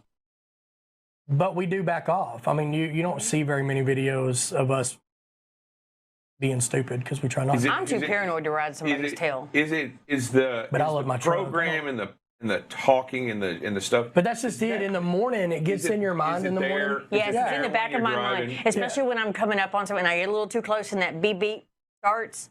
I'm immediately like wanting to back off because I'm so afraid that camera's about to kick on and they're going to have me on TV showing me tailgating somebody. And we will. I don't want to be that driver. And we will. We will have her video on first if you get the BBB. All y'all doing the right thing. Oh, well, so-and-so did this and he did it perfect. Well, here's Jeanette Hayes. She's tailgating this car. Y'all are going to say my name. I know you will. We don't. We don't. I don't think you've ever. You don't think you've ever. It does though. Like in the morning, I mean, it kind of calms you down and brings that reassurance in the morning. Hey, look, today's a good day. Slow down. Take your time. And you're not in a big hurry. Yeah, and I know that, and out of personal experience, and I did want to talk about it. There's a lot you can do, and no matter how safe you drive, things are going to happen, right? Yeah. Things are going to happen to you. Things are going to be out there. What we can do is do the best we can. And full well, personal experience, that no matter how well and how safe and how whatever you're doing, stuff just happens. I have, in October, will be 4 years I've had my license. I've been hit twice. And it was no fault of your own, But what we're trying to do here is be so passionate about safety that we want you to always be, and I guess we want you to understand that our passion is genuine. Our passion is real. I hope that you understand that what Sir Rick and Brian and myself and Dylan and everybody on the show, how much we believe in it and how important That's one of our recruiting tools. That's one of our recruiting tools. When I got hit by that drunk driver last July, for you and Rick and I can't even remember. Bob called everybody. You at like 2 o'clock in the morning. It was like 2 and 3 in the morning Central Time, and y'all were all calling. Are you okay? Are y'all okay? You know, what can we do? What do you need? What do we need to do right now? And I'm thinking, and I'm sitting there. I'm so sorry. I got you out of bed at 2 o'clock in the morning for this. And they're like, don't worry about that. I was up. Yeah. What can I do for you? That spoke wonders to me of how y'all stepped up and just jumped in and took care of us. I just like the honesty. Really, I like the honesty aspect of it. Yeah, I tell you, I appreciate that, and let me just tell you, and I try to convey that to the drivers, and I try to convey that on the show. But let me tell you, there is nothing more passionate that I am personally involved in, nothing more important to me here than safety. It means more to me genuinely here to do whatever I can, and I am working every day to make it better for myself. Because I fall, just like a driver out there may make a mistake, right? Or may get too close for a minute, or may pull over without hitting a signal, or may do certain things in the day. He has a bad day. He has an opportunity to get better, right? He has an opportunity. And I personally am the same way. I have an opportunity. I catch myself talking bad when I'm not supposed to talk bad, or I catch myself not or worrying about certain things when I should be putting this first and doing certain, and I've got to, and I have to reassert myself every day on how important it is. For me personally, I find that prayer is the answer on a lot of my issues, personal prayer. I have to do that. But in regards to that, I feel like we need to look at it the same way. You have an opportunity today as a driver, right? Fix whatever it is you did yesterday, right? To do a little bit better today. And a little bit better yesterday. I am so excited that you guys take part in recruiting.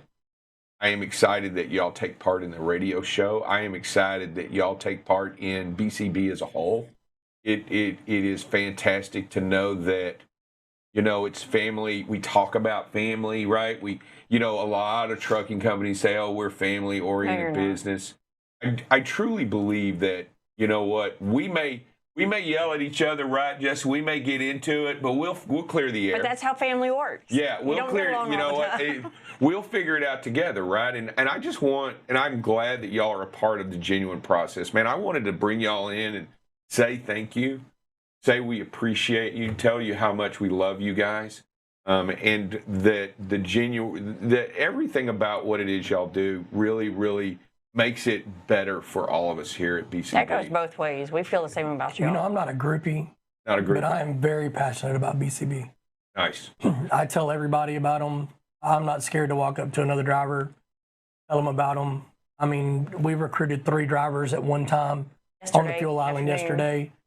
I talk very loud, and I recruited a driver without even knowing it because I was talking so loud. We thought he was yelling at us for blocking the on or whatnot.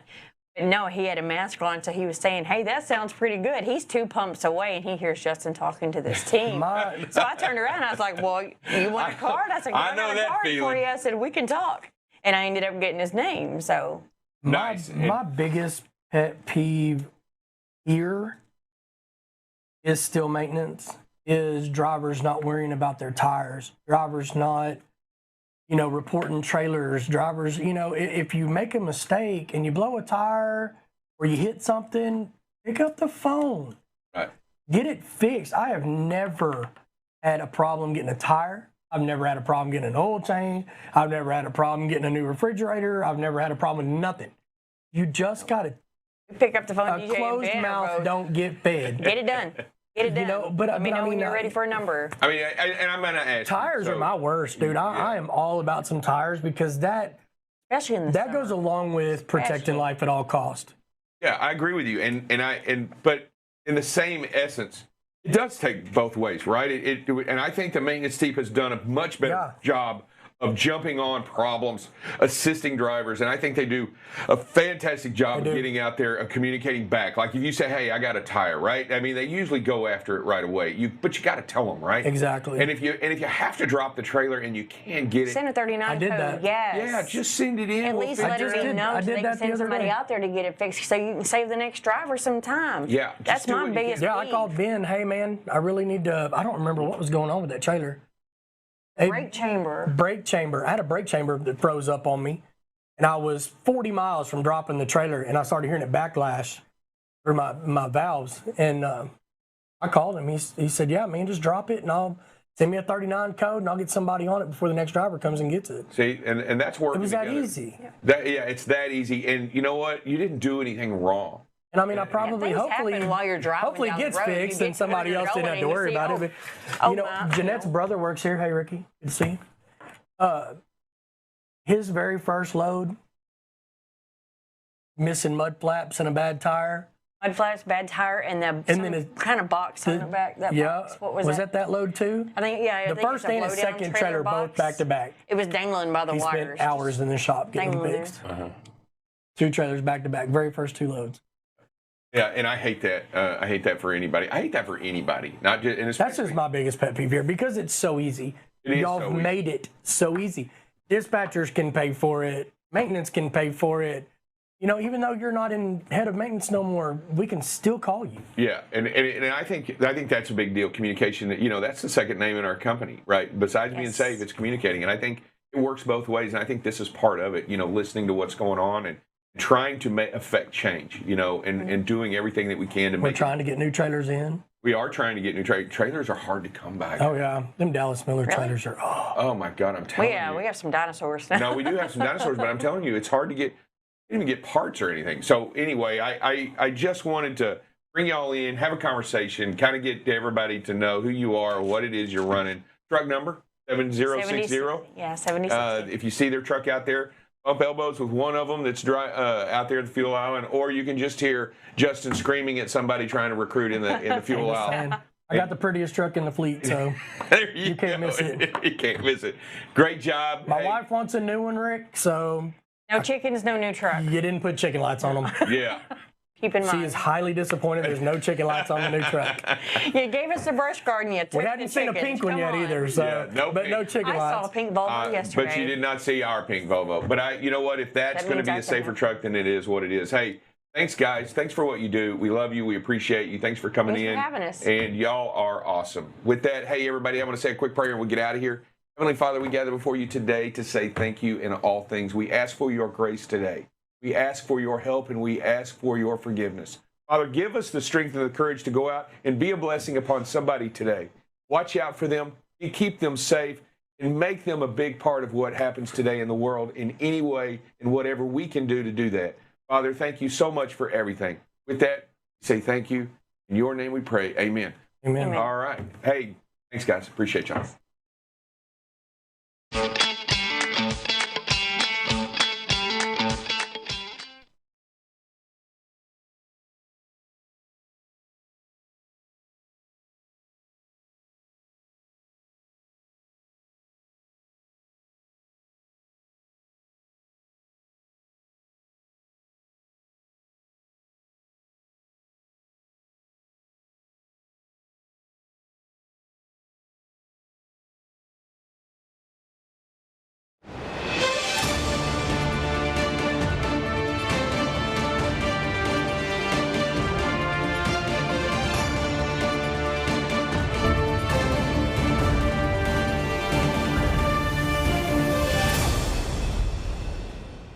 Hey, good morning. It is a Tuesday. Drive Safe Dave, loving the red on you. You look good. Stop. Stop. I thought you were going to keep going. I thought we had a wrap. That's my stuff. Collaborate and listen. Drive Safe Dave is back. Oh, don't ever do that. You know, dance moves you have, but I don't know about the break dancing. Hey, good morning to you. I hope you're being safe out there on the road today. Hey, we welcome you to BCB Live and know that what you have right here is indeed the safest station in the nation, and we are led by none other than the great Drive Safe Dave. Here I am stowing the slow down, the stop. Make sure you're cautious today when you're out there. Stop and be aware of your surroundings. It is the day you have an opportunity to change everything about you being safe and doing what needs to be done. We are BCB Live here. What's going on, producer? Not a whole lot. I'm trying to get the show ready over here. I told you to buy me a little bit of time. Man, that was an awkward one there. You saw him; he was getting ready. I saw he was busy. I was throwing it at him. Hey, listen. So we have a great show for you today. We're going to show the videos after the 7:15 mark, and what the videos are. They have to do with situational awareness. We're going to go into a little bit of that because we know that you and us, we all get some great value, some learning experiences off the videos. Hey, many ways to get videos in. You can email them to bcblive@bcbtransport.com. That's one way to get them. You can hit that emergency key if you're part of the BCB transport team that logs in through us. Hey, we can also get those videos. Lots of ways to get videos. Email them over. You can text them over. Tons of ways to get them on over to us so we can use those to show you what's going on. You know, great, again, experiences. And Drive Safe, I know Thursday we have an interview. Is it Thursday? It's Wednesday. Wednesday we have an interview with Police Chief regarding a video that we talked about on Sunday and we talked again about yesterday regarding just the hazardous lights, you know, with the ambulances blocking the highway. And it's going to be a great, I'm going to call it now an exclusive that we have here based on that accident up in Denton, Texas. Yeah, I mean, it's our opportunity to not only get the viewpoint of the first responders and what they feel, what they see, and what they think out there on the road when they're out there side of the road trying to take care of their business, doing what they do and trying to be safe with the traffic and everything that's going on. And it is scary just to see some of the videos that happens in with these guys out there and gals out there doing what they do to risk their lives to do what they have to do to make it better for all of us, right? Yeah, without a doubt. And we're going to, honor that, right? We're going to do a lot of talking about these lights that go on, whether it's a wide load and whether it's a tow truck. And you said that yesterday. We're going to give and learn and really start working the respect that we've got to give these lights, and that is the first responders as well that are working with, with the lights on. And they need our help, truckers. They need our help to control the traffic, not only our own speed, but the speed of the highway. Yeah, and we have the opportunity by being the kings and queens of the road. If you're in the lane and there's a lot of traffic, and if you have the opportunity to slow that traffic as it goes by, just slow it down and make it safe for the people on the side of the road. I know we always want to pull over. I know we always want to make that. But you know what? If you have to stay in that lane to be safe and make that area behind you also go at a good rate of speed for them. I mean, the state law requires you to be at least 20 miles an hour below her, but you can go much slower and you can go by them very slow and keep the traffic. You're not going to lose any time just slowing down for a mile and then picking back up your speed. But what you do is make it safe for those on the side of the road. Yeah, and I think what we're going to hear on Wednesday as well is a plea for help, right? A plea to help from us and from you out there, because you said it right, the kings and the queens. That means that you do have control of that road. And we're not asking you to do anything crazy, but we're asking you to control that speed and control that space.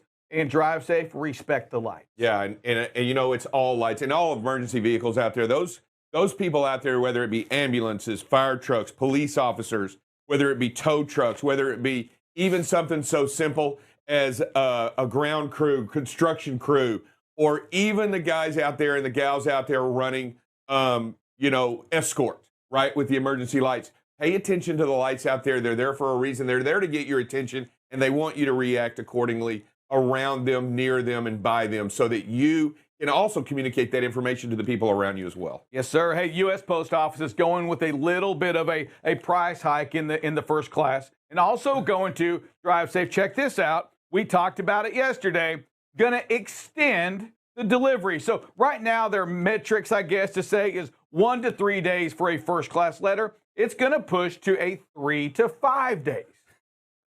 So the mail is going to intentionally slow down. And they're going to raise the rates. and they're going to raise the rates. Only the United States I'm Postal telling System you would right get it. now. What are they going to go up a cent, a penny? They're actually going up 3 cents. They're going to go up 3 cents. And why do you make it fit? Why don't you just make it a good round number and get what you need? You know what? How about this? How about you make it the right number that doesn't create a projected $160 billion loss over the next decade? How about that? That we have to fund, right? Yes, it doesn't make any sense. It's if we run it, and we talk about big business, we talk about government getting involved or whatever. $160 billion projected loss over the next decade. It doesn't make any sense. I mean, you would take that loss divided by the amount of letters that go through. And that would be what you have to do to break even. Okay, we're not talking making money here, but that's how. I mean, it's pretty simple. Here's our loss. Here's how many shipments, how many letters went through. Divided by this, we've got to increase it by this amount, so we don't lose $160 billion. Yeah, and I still find it incredibly unbelievable that you can put a little sticky sticker on something right here at this building, and it show up anywhere in the world if need be, right? I mean, maybe not at the speed of light, like an email, but it can travel anywhere. And I think what they need to do, and they're just afraid of, why have they not just gone up to a certain dollar amount? I mean, really, why haven't they gone up to the right number? So much of their freight still moves, they say, over the air, in the air, which is pretty expensive. There is a lot of ways. Just think about it. Overnight companies, okay? Companies that deliver overnight, a lot of their freight still stays on the truck. They have found ways to get the freight there. The LTL, let's face it, LTL companies, they do it all the time. Yeah. FedEx Ground, they do it all the time. They get freight from point A. They meet and turn, or whatever you want to call it. There are ways, but let me tell you something. Producer, help me out. $160 billion loss. What would you do with that? How would you fix it? So I'm trying to do some math right now to see exactly how much money they could tack on the end to cut even here, by the end of the 10 years. So 160 billion. So they send out 171 million first class stamps every single day. And so we're seeing 171 million first class letters that are being sent out every single day, divided by, or 160 billion, right, is their loss, divided by 171 million a day, or just in that single day, would equal out about 935. So if they wanted to just make it up in one day, they could hike up the price by $900 a letter. Well, wait, or you won't be sending many first. So let me finish up the kind of end of the math, and I can get back to it. 5 days you're looking at. Well, it's a decade. So that's over the decade. Over is what we're talking about. So it's not a lot of money. And let's face it, they're going to give that. It doesn't matter, first of all. You know what? No, hold on a second. When we talk about BCB, if you talk about the BCB Transport, the company that most of you out there are driving for right now, I can tell you this, they have a goal, okay? And their goal is to make money. And I know y'all are going to say, whoa. No, Sir Rick. That company we work for, the goal is to be the safest. Get out and look. But but let me tell you, if you don't make money, you're not going to be around very long to be the safest trucking company. You can. Being safe is part of what you do out there. You do it better than everybody else, but the company and what you do behind the scenes, being safe, means that you're allowing more money to stay with that company. You can make money. Okay? You're going to make money. You have to make money, and then you can be safe. Yeah. You can do that too. Producer, what do you got? Yeah, so after doing the math, they would have to increase it by $2 per letter for the next year in order to make up all of that money. So 20 cents. 20 cents over 10 years. 20 cents. Yeah, 20 cents over 2 years. And nobody's in this business to break even. I mean, but breaking even sure beats the heck out of losing $160 billion. Absolutely. And I'm just looking at it. I guess the mail runs are no longer going to run at night, right? They're going to run. They're going to run during traffic times. That's why they're going to go slower. I mean, how do you go into work, okay? and how do you go into work and announce this, and feel comfortable with your job?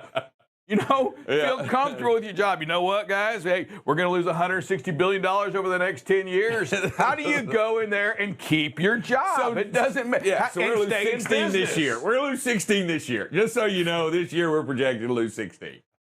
And you know what? That was going back, to the last administration, but it goes back to businesses. Is the pricing that they were giving to the Amazon? A lot of people have a problem with because you're not making money by giving this business to Amazon. By moving the Amazon freight, you're not making any money. So why would you move it at a loss? Yeah, exactly. And I think they faced a lot of companies. I think they're changing. I hope that they change their platform and their deal. I mean, the United States postal system, it was a great system created to move letters and documents across the country and around the world. And it is something fantastic that was created here by Benjamin Franklin, I believe, if I'm not mistaken.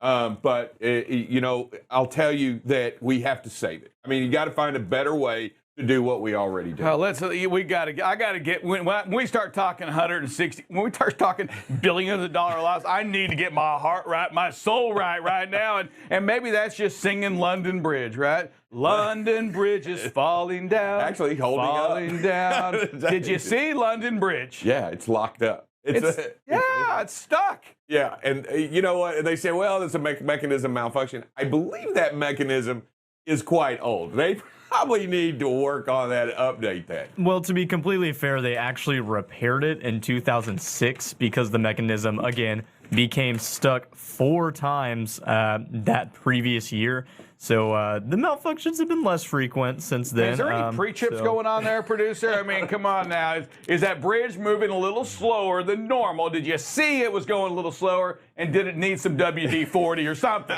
Right? Did it just need WD-40? I mean, what's really fascinating is that bridge, you have to plan way ahead to even open the bridge. I think it was, 24 hours way ahead to even have the bridge open up, and now it's not anymore. You don't. It's just not open. Anymore. It's open. It's open. So you have to go around. So you can't cross the Tower Bridge. Hey, have you been to the Tower Bridge? And it's pretty cool. They got a museum in there and different all kinds of artifacts inside the Tower Bridge. But I'll tell you, you get to walk over. But a pretty neat museum that you. Is that over? Overseas? Across no, you probably took the family jet over there one weekend and did that. Producer, you know what, drive safe. Just know that we don't have that luxury. We live through you and through that other side of 360 that you I think I was there up getting on. a shot when my father was serving in the armed forces over there. So all right, one more. I need one more. Let's go with another one. This little piggy went to the market, and this little piggy went wee all the way down the highway. What is going on? Another livestock truck turns over and releases. I don't know how many did they say there wasn't. Well, it was 4 hours worth of corral. You know what? Piglets. Corral and pig. If I'm the police, if I'm the emergency road service, I'm saying I didn't sign up to corral pigs. There's no chance. Yeah, and it was in what, St. Louis ish? Is that right? Yeah, I thought it was out there. I'll tell you. You know what? Have you grabbed a pig before? I've never grabbed a pig, never choked a chicken. Not part of that at all. Drive safe, Dave. I'm a city boy, is what I am. Hey, listen to this though too. They said it flipped over, or it turned over for unknown reasons. Yeah. Yes. Unknown reasons. Well, unknown reasons tend to go a bunch of different ways.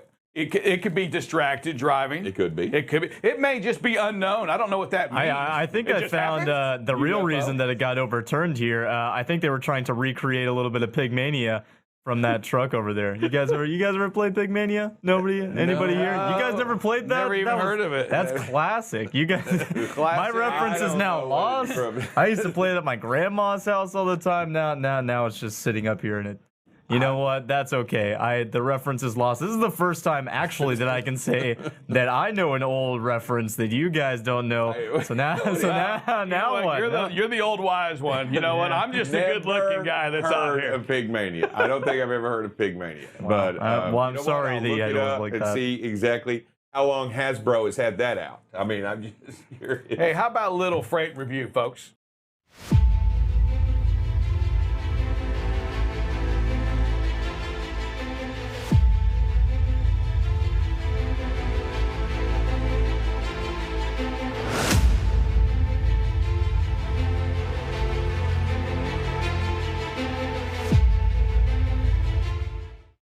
Hey, welcome back to BCB Freight and Review. Going to talk a couple little things.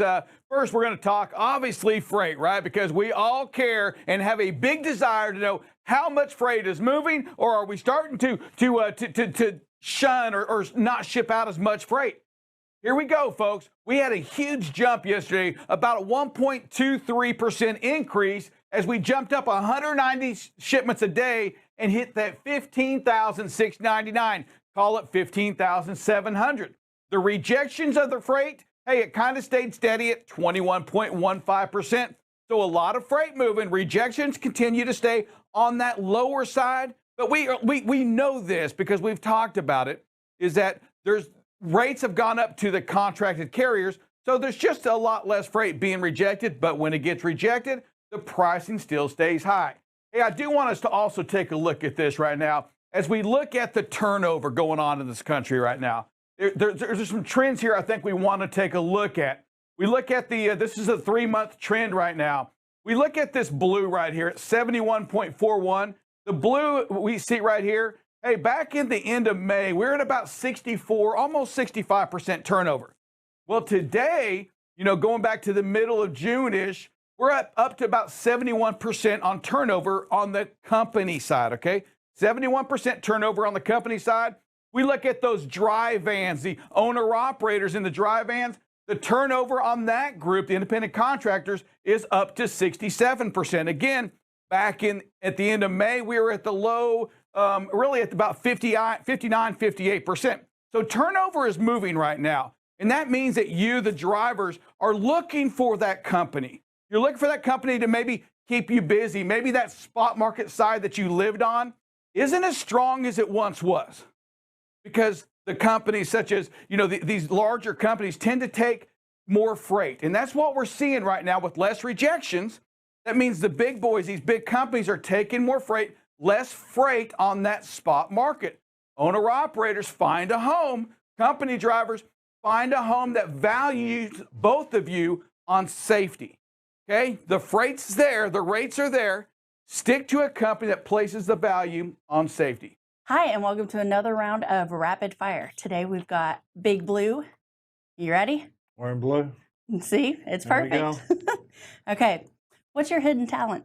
I don't know if I have any. If somebody were to play you in a movie, who would it be? Probably Superman. If you could change your name, what would it be? Darth Vader. When's the last time you stayed up past 4 a.m.? Wow. New Year's Eve? Maybe New Year's Eve. What's something you could eat for a week straight? Pizza. Who couldn't? Speaking of, what's your favorite carb? Bread, pasta, rice, or potatoes? Pasta. And tell me what you like to do on the weekends, but in a Valley Girl voice. What? I don't even know. What does a Valley Girl sound like? Oh my God. Okay. So what I like to do on the weekends on the Valley. Oh my God. I like to play golf. There you go. Thanks for joining us. All right. Hey, welcome back to BCB Live. Drive Safe Dave. We're at what? 84 and 25. 84 days of driving safe, and that means accident free. That means if you're watching this right now, you're part of the BCB Live. That means your partners out there, right? Your teammates have made it for over 2 months now without any kind of DOT accident. With all the craziness we see, it really is an impressive thing. Yeah, we're closing in actually on 3 months. We're fixing to lock up three complete months of doing what it takes. And not only are we doing a great job of preventing accidents out the road during the 100 deadliest days, we're also doing a really good job of getting out and looking. And we're closing in on locking up a month of doing what we're supposed to do every time we stop a vehicle. So not only out there rolling the miles and being safe, but that last mile, that last second, that last 10 seconds, we're doing what it takes to be safe by getting out and looking at 25 days. Yeah, and many of these accidents that we see across the board, right, in transportation, they do occur within that first couple of hours and that last couple of hours. And there's something to be said about that. It's important, again, that when you wake up, that you get your exercise and you get that cup of coffee in, you get that shower in, you get that pre-trip in. Why? Because it gets your blood pumping just a little bit more. Some of the worst accidents actually occur at the very beginning of the day. And drive safe, we know that when we wake up to drive to vacation, right? We're going to go somewhere. When we wake up in the morning, if we just get up and go, boy, we're not there yet. We get up and go to work all the time, but it's different when you're getting up and driving to go on the road. Sometimes you're just not at your peak. Sometimes you're not very alert.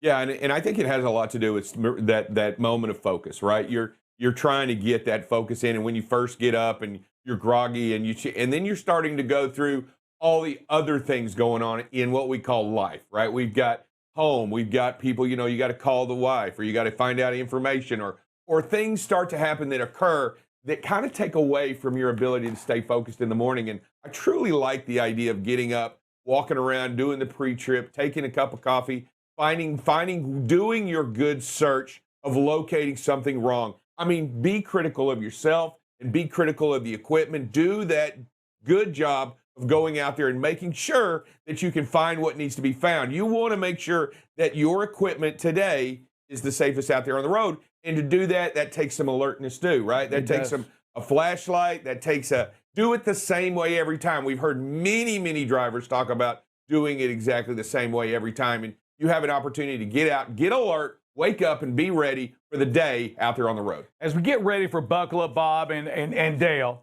there's some videos we're going to show. We want to look at here that kind of get our hearts in the right way, right? Get us ready to go. It's like the song leader at church he's getting us in the mood to get the spirit in us. And folks, we want that safety spirit inside of you. Dylan, wrap up the first video. Drive Safe Day. So here we go. We're just driving down the road. Look at the truck ahead of us. Situation awareness. He cuts in front of that to exit. Yeah, that's absolutely. He's going across 2 lanes, unaware of where his exit is for no reason whatsoever. Here he is in the hammer lane.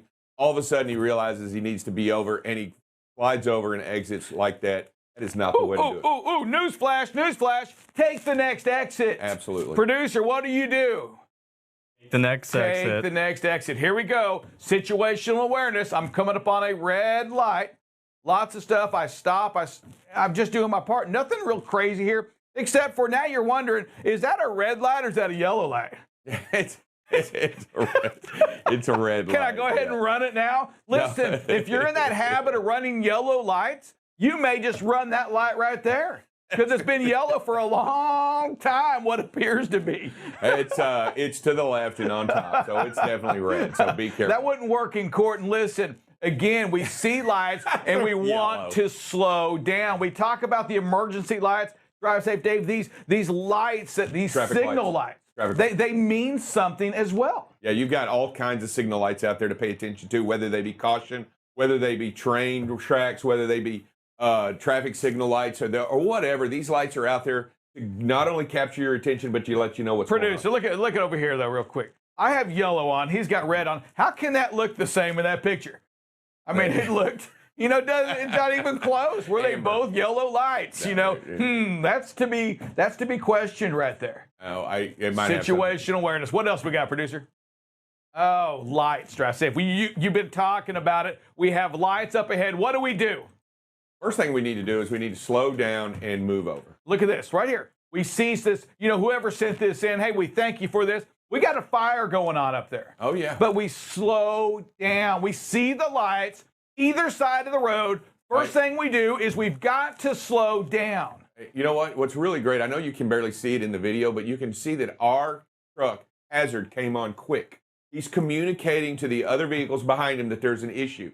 If you'll notice right here, all of a sudden his hazards come on. I did not notice that. Great job on that. You know what? That's a reminder to us out there when we see something. Turn the hazards on.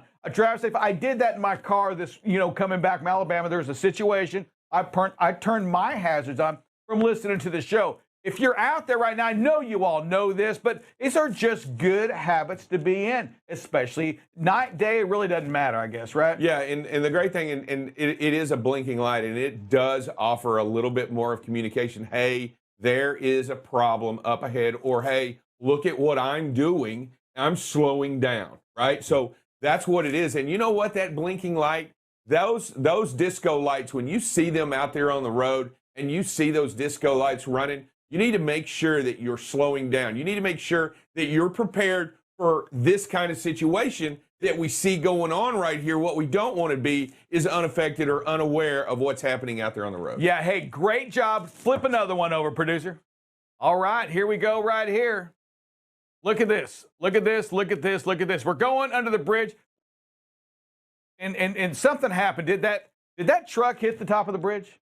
Because it stopped there. Yeah, it stopped there. I don't know. But the situation is that this, truck Drive just Safe went through. Dave. That car went through. But look, everybody's slowing down. This truck's kind of stuck here. We have a truck behind this, another tractor. We have another tractor. Looks like there's been a rear end right here, an accident. Looks like an accident. And we've got to slow down. And our driver, this driver here, did it. They slowed down. We see everything, and we have slowed down. Yeah, and you know you know what's really nice about this, and even though we got some video of it of what's going on, what's really nice is we're in the slow lane, and as traffic slowed, we kept the driver's force out there kept the great speed and space as it changed and was aware of what was going on and kept good speed and good space to the vehicle in front. Man, speed and space is so critical in what we do. You see it on these videos that we share, and these videos, Drive Safe Dave, are meant to make us a better drivers, meant to make us better at our profession, better at our skill level, to make us a safer person out there on the highway. And if you're just out there and you're saying, well, I don't have a truck, I'm just watching it from my office. This has nothing to do with me. It does have something to do with you. Absolutely. You share the road with every single person out there, and your responsibility is absolutely the same. It is your responsibility to do what needs to be done to keep not only yourself safe, but everybody around you. And speed and space applies to any vehicle out there on the road, no matter what it is, no matter when it is, and no matter how it is. And you've got to look at the certain things that you do. Look at the weather. Look at the traffic conditions. Look at the terrain. Look at it doesn't matter. Everything needs to be controlled, and you need to be aware of the situation you're in and control your speed and your space. You need to learn how to work with those out there that you share the highway with. Absolutely. If you're in a four-wheel, if you're in a car, motorcycle, bicycle, you've got to be aware of who else is out there on the highway. Drive Safe Dave. It is time for that phrase that pays. All right. Don't stress when traffic is a mess. Slowing your roll is good for your soul. I don't know. I think we need to do that one more time. Don't stress when traffic's a mess. Slowing your roll is good for your soul. Good morning and welcome to Rapid Fire. Today we are joined by the infamous Shapiro. God. So we're going to jump right in. Help me, please. What's your favorite junk food? Peanut M&Ms. Say a word in Spanish. Hola. How many hours of sleep do you need? Do I need or do I get? Do you need? I need like 6 or 7, but I think I get like 4. There you go. Can you touch your toes without bending your knees? Yeah. Yeah. Easy. What's your favorite movie quote? Oh. I don't know. Let's come back to that one. Okay. Do you have a favorite hobby? Yes. Will you share? Yes. I love to fish. Do you have any nicknames? Chap. Back to the movie quote. I don't have any movie quotes. I don't know any good movie quotes. I'm not like a movie buff. When we just say like, I'll be back. There you go. I don't know. Thank you for joining us. That was it? All right, hey, welcome back. It is Buckle Bob and double your space, Dale, or double your distance, however you want to look at it. If we go with double distance Dale, that's the triple D. I mean, although it's already been taken by, a food cook, but this is safety, so. Well, I know you aspire to be like Drive Safe Dave, and his is DSD, so double space Dale would be DSD. No. I know how much you want to imitate Drive Safe Dave, so. And we've got the producer. Hey, welcome this morning again. Another day, right? We are at 84. Excellent. Yep, 84. 84? I don't know. I mix these numbers. I'm already looking at the day ahead, and I want to say 85. We are at 84 and 25, right? Closing in on the big 9-0 and 3-0 days. These are some great streaks to be proud of. I think anytime we go 30 days without a backing accident, that's a great job, because you figure if you do 8 of them, 9 of them a year, you're only talking about 3 or 4 backing accidents a year, right? So that's a great job. And again, we had the 68 as our record earlier this year, so we doubled that up already. So, hey, let's keep these 30s going. we were talking this week, and we're going to talk next week. I'm in the process of trying to line up some guest speakers, some mechanics, DOT officers, etc., for next week's show because we really want everybody to understand the brakes, okay? And so this week we're talking about brake failure and what are some of the leading causes. There's all kinds of things, right? But the second one they had listed was overheating brake pads, right? So brake pads can overheat due to excessive use and become hard or brittle. Well, what does that mean? The hardening or the brittleness reduces the ability of the brake pad to properly grip the rotor disc wheel, requiring more stopping distance. So again, you know, if you're out there and you skimp on your pre-trip, right? You know, it requires even more space, right? Slower speed because it could require more stopping distance. And as we know, in this heat, right, we talk about letting the tires cool down, right? You might want to let the brakes cool down, especially if you're in traffic and construction traffic where you're in 90-degree heat and you're constantly off and on those brakes, right? If you're overusing the brakes, you know, a lot of people actually ride the brake. I'm not saying our drivers do or any drivers do, but I know one of my siblings, I don't remember which one, but my dad would always say, hey, get off the brake. What are you doing riding the brake? But they would literally have a foot on the brake and a foot on the gas and kind of, and while you may not be fully applying the brake, it is heating it, you know. I know our buddy Jeff Marsh in NASCAR, right? Certain courses, man, especially road courses, gotta watch the brakes in the heat because you will wear them out. So again, hey, brakes are critical, folks, and that's really what we want to understand. If you do, I don't want to say nothing else because we want you to do a good job every time in a thorough inspection. But man, the top two things on your inspection list every time, 100% of the time, has to be brakes and tires, right? They're the most critical thing at protecting life. You know, when you're out there on the road, driving in this heat, driving in this weather, right? Driving in this traffic. So overheating brake pads, that's the effect that it can have on them. It can make the pad to become hard or brittle, right? And you just kind of think, I know years ago, you know, I used to work in a metal shop and, you know, you would harden things by heating it and cooling it down, right? That's how you would harden metal. And so, again, it makes all the sense in the world. A lot of these brake pads have little, if I'm not mistaken, some of them have little metal shavings in them, built in them. Because I think they used to be asbestos years ago, and then that became, right, dangerous to the health. So so maybe our drivers can help us out there on that. But I believe there's a combination. And so, you know, you've got metal on metal, and especially if the brake pad wears, you know, again, you just can't stop as quick. So you've got to inspect them, right? And everybody should know. When you're on one side of the trailer, you shine a flashlight on the other side and look at them brake shoes pads, right? See if they look, yes, if you want to crawl down there and measure them, by all means, but we're not requiring that. We're saying, hey, visually look at them and say, them look a little thin. I need to have them checked, right? And make sure, if you're here on this yard, get DJ or Ben to go out there and check the brake pads, right? See if they need it. And it's just half a mile away, a garage that we can go get them changed for you so that you're compliant. Folks, we have a golden opportunity in 2 weeks to really make a jump. Remember, our CSA score, and it's at 66%, Kyle, right now in the vehicle maintenance, right? So we have a chance to get better because that is based on other carriers in our group. So if they have a bad brake week and we have a good one, we can bring that down significantly. Our total points may not come down drastically if we only have 1 or 2 inspections, but it can leapfrog a bunch of them because if they have some bad ones, then we're going to drop dramatically. And we need to get that under 50%. That comes from inspecting your equipment. You have to inspect the equipment. You know, Bob, we talk about brakes and overheating. You know, let's not forget, you know, long grades or mountain driving. That's where we see, you know, brakes overheat the most. And so we always have to be, you know, aware of that. If we've just come off a long grade and we had to use our brakes going down, a lot of times that's where we really heat them up. And at the bottom, you know, have a place to cool them down. So. Yeah, great point, Dale. Yeah, we drive out there in Maryland, Pennsylvania, right? Yeah. West Virginia, right? With all them hilly areas. And then we also drive out in Montana, or not Montana, yeah, Montana and Wyoming, Colorado. Idaho, you know, all these places west of the Rockies where it gets mountainous and we're up and down them grades. Great point. Monitor your brakes in that. Hey, we're going to take a slight break and be right back with some weather.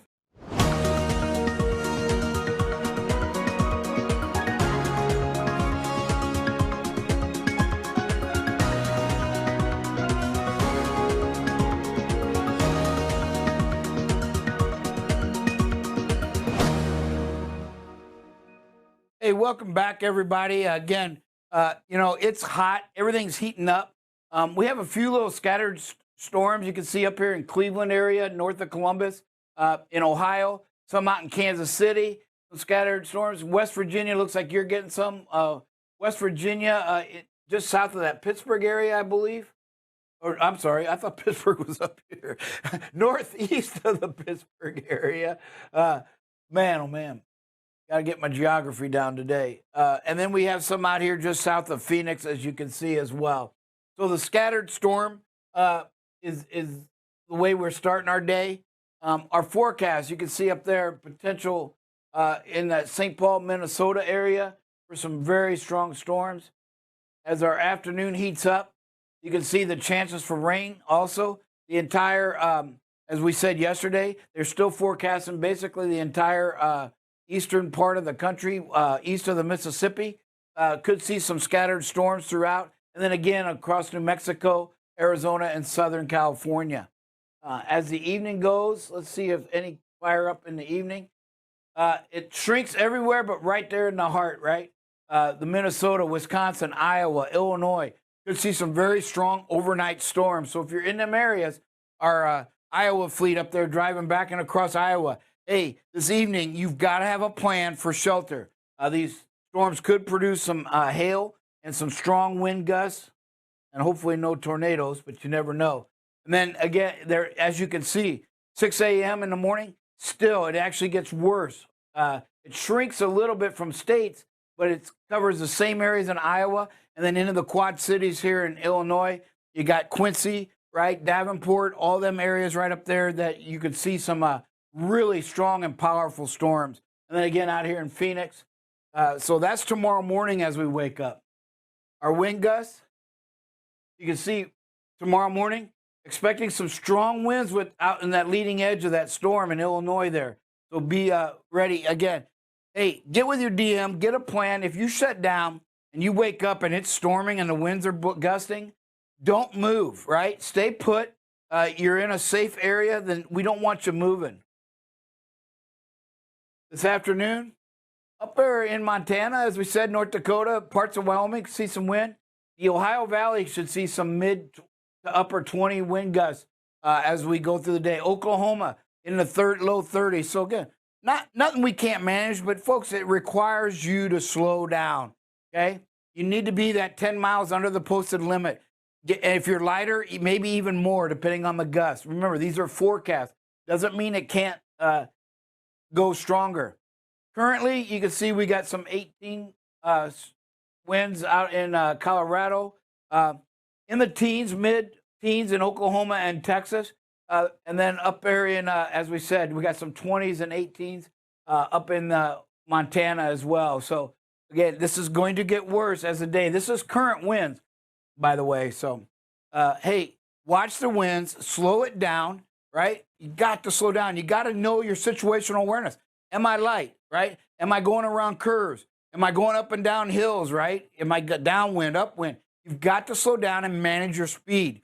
Because again, when you don't do that, especially up in the hills and the curves, then you're using the brakes, right? And you need to protect your brakes in this heat. Some of the temperatures that we got in the forecast, so you can kind of see today at 2 o'clock, we're in the low 90s in most of Vegas, 94. How'd that happen? Let's see if it heats up. There we go. So we were just a little too early. It's still cool at 2 o'clock in the afternoon. So at 5, you can see Dallas, Oklahoma City, 97. Big heat right in the center, all the way up to Kansas. Even Nebraska's in the low 90s. And then again, out here in Vegas, you've got the 100-degree temperature. So some upper 80s in the East Coast as well out in front of them storms. So we're going to see really a lot of upper 80s, mid to upper 90s throughout most of the country. You can even see the mountain ranges kind of as it hooks up there through the western part of the country as well. So, hey, hot, hot, hot. Watch the brakes. Seems like every interstate is under construction, so you're going to be on your brakes a lot. You know, be mindful of that, okay? Hey, cool. Watch your brakes. Stay hydrated. Don't forget about yourselves, right? Keep plenty of water in your truck so that you can drink the water as you get in and out of these trucks. Keep yourself hydrated. And with that, we'll come back with some videos. Welcome to Rapid Fire. Today we've got DJ. So here we go. Talk or text? Text. At what age do you want to retire? Now. I'm just kidding. I like it. Do you snore? Yes. Do you believe in fate? No. What's for dinner tonight? Pizza. That sounds good. How many times did you sneeze in the last 7 days? 1. What's your favorite carnival food? Corny dogs. And have you ever seen a kangaroo in person? No. Thank you for joining us. All right, welcome back. Have you ever seen a kangaroo in person? Yeah, I've gone to the zoo. Yeah, I've seen. It's funny because my daughter can answer yes to just about any kind of Australian animal. She was a student ambassador when she was 12. We sent her to New Zealand and Australia for 22 days. And she has pictures holding koala bears, kangaroos, snorkeling in the Great Barrier Reef. Of course, they protected it from the sharks, which was kind of nice. But yeah, she got a really great entertainment. I remember one of the things we laughed about was we thought it was bad, but you had to stay with a host family in New Zealand. They stayed for 3 or 4 days. And so the families would try to come up with something exciting for them to do. Well, she calls us, and they took her to a dog racing track to bet at 12 years old, right? We're thinking, what kind of family is this? Then we talked to the other parents, and that really is the highlight in New Zealand. So it really was a great thing to be doing down there. She won like $4 betting on some dogs or something like that, but she was still dead because others just got to go to the kids' soccer match or something like that, and it's like they got to actually go to something. So the family actually turned out to be one of the better families down there that took about. When we heard dog track, I'm like, is there nothing to do in New Zealand? But did they get to bet on the soccer game? So there's the question. So. Yeah. So now it's a great trip. I'm jealous because I sent my daughter and I haven't been. Yeah. But yeah, it was a trip of a lifetime. It was a program that many may not know, but Eisenhower started it back in the '60s, and I think you got to be nominated by a teacher. They will never tell us who. But just said, well, one of her teachers thought enough of her to nominate her. So, nice. That's always comforting as a parent because you know your child's making an impression on somebody. So it was pretty neat. But again, great time. We're still friends with a lot of the families that went. We still keep in touch. Been to some of the girls that went with her. There was 2 that she got really close to. We went to both of their weddings and stuff. Still stay in touch. So it was really a great trip. A program that many don't know about, and I think it's still going on. But if you get that, man, try to send your kid. It was an amazing thing. Hey, we're ready for some videos, I believe. All right, I like this video. I mean, this really goes back to getting the big picture, looking at your speed and space management. There's a 4-wheeler on the side of the road up here. Our driver recognizes it well in advance and starts slowing down. He's got traffic coming past, so he can't pull out to pass. I mean, has plenty of time because he sees the big picture, gets slowed down. The 4-wheeler probably should have stayed over on the shoulder, but here nor there. Driver did a great job seeing what's going on and staying safe out there. Nice job. Yeah, well, here, let's watch. Can we watch that again? Is that no? Then let's look at the new police vehicle. So I was wondering if that was a police vehicle coming off the side of the road. Also, one of the things this video shows is your thought process, right? We started to move over, and you can see that car comes over, and they're on that yellow line because they think we're coming over. And then we were able to stop. But it was just like, in a matter of 1 second, 2 seconds tops, this driver had to process everything, boom, boom, boom, boom, boom, and was able to stop, and we still see road.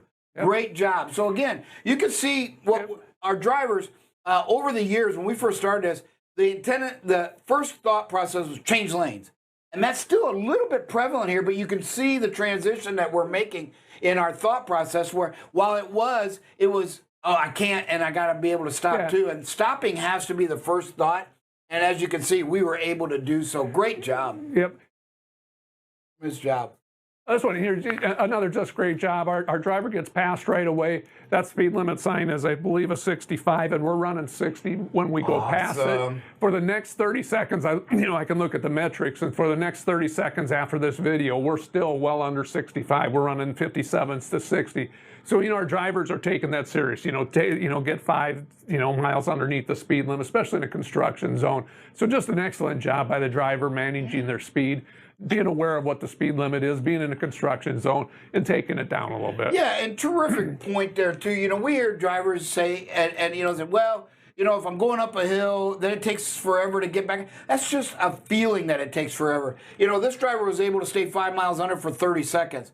I believe that probably within 30 seconds, you're going to get really close to the speed you were going. So really, is 30 seconds that much to lose to be able to be safe and protect life? I don't think it is. I think it's a great price to pay. Yeah.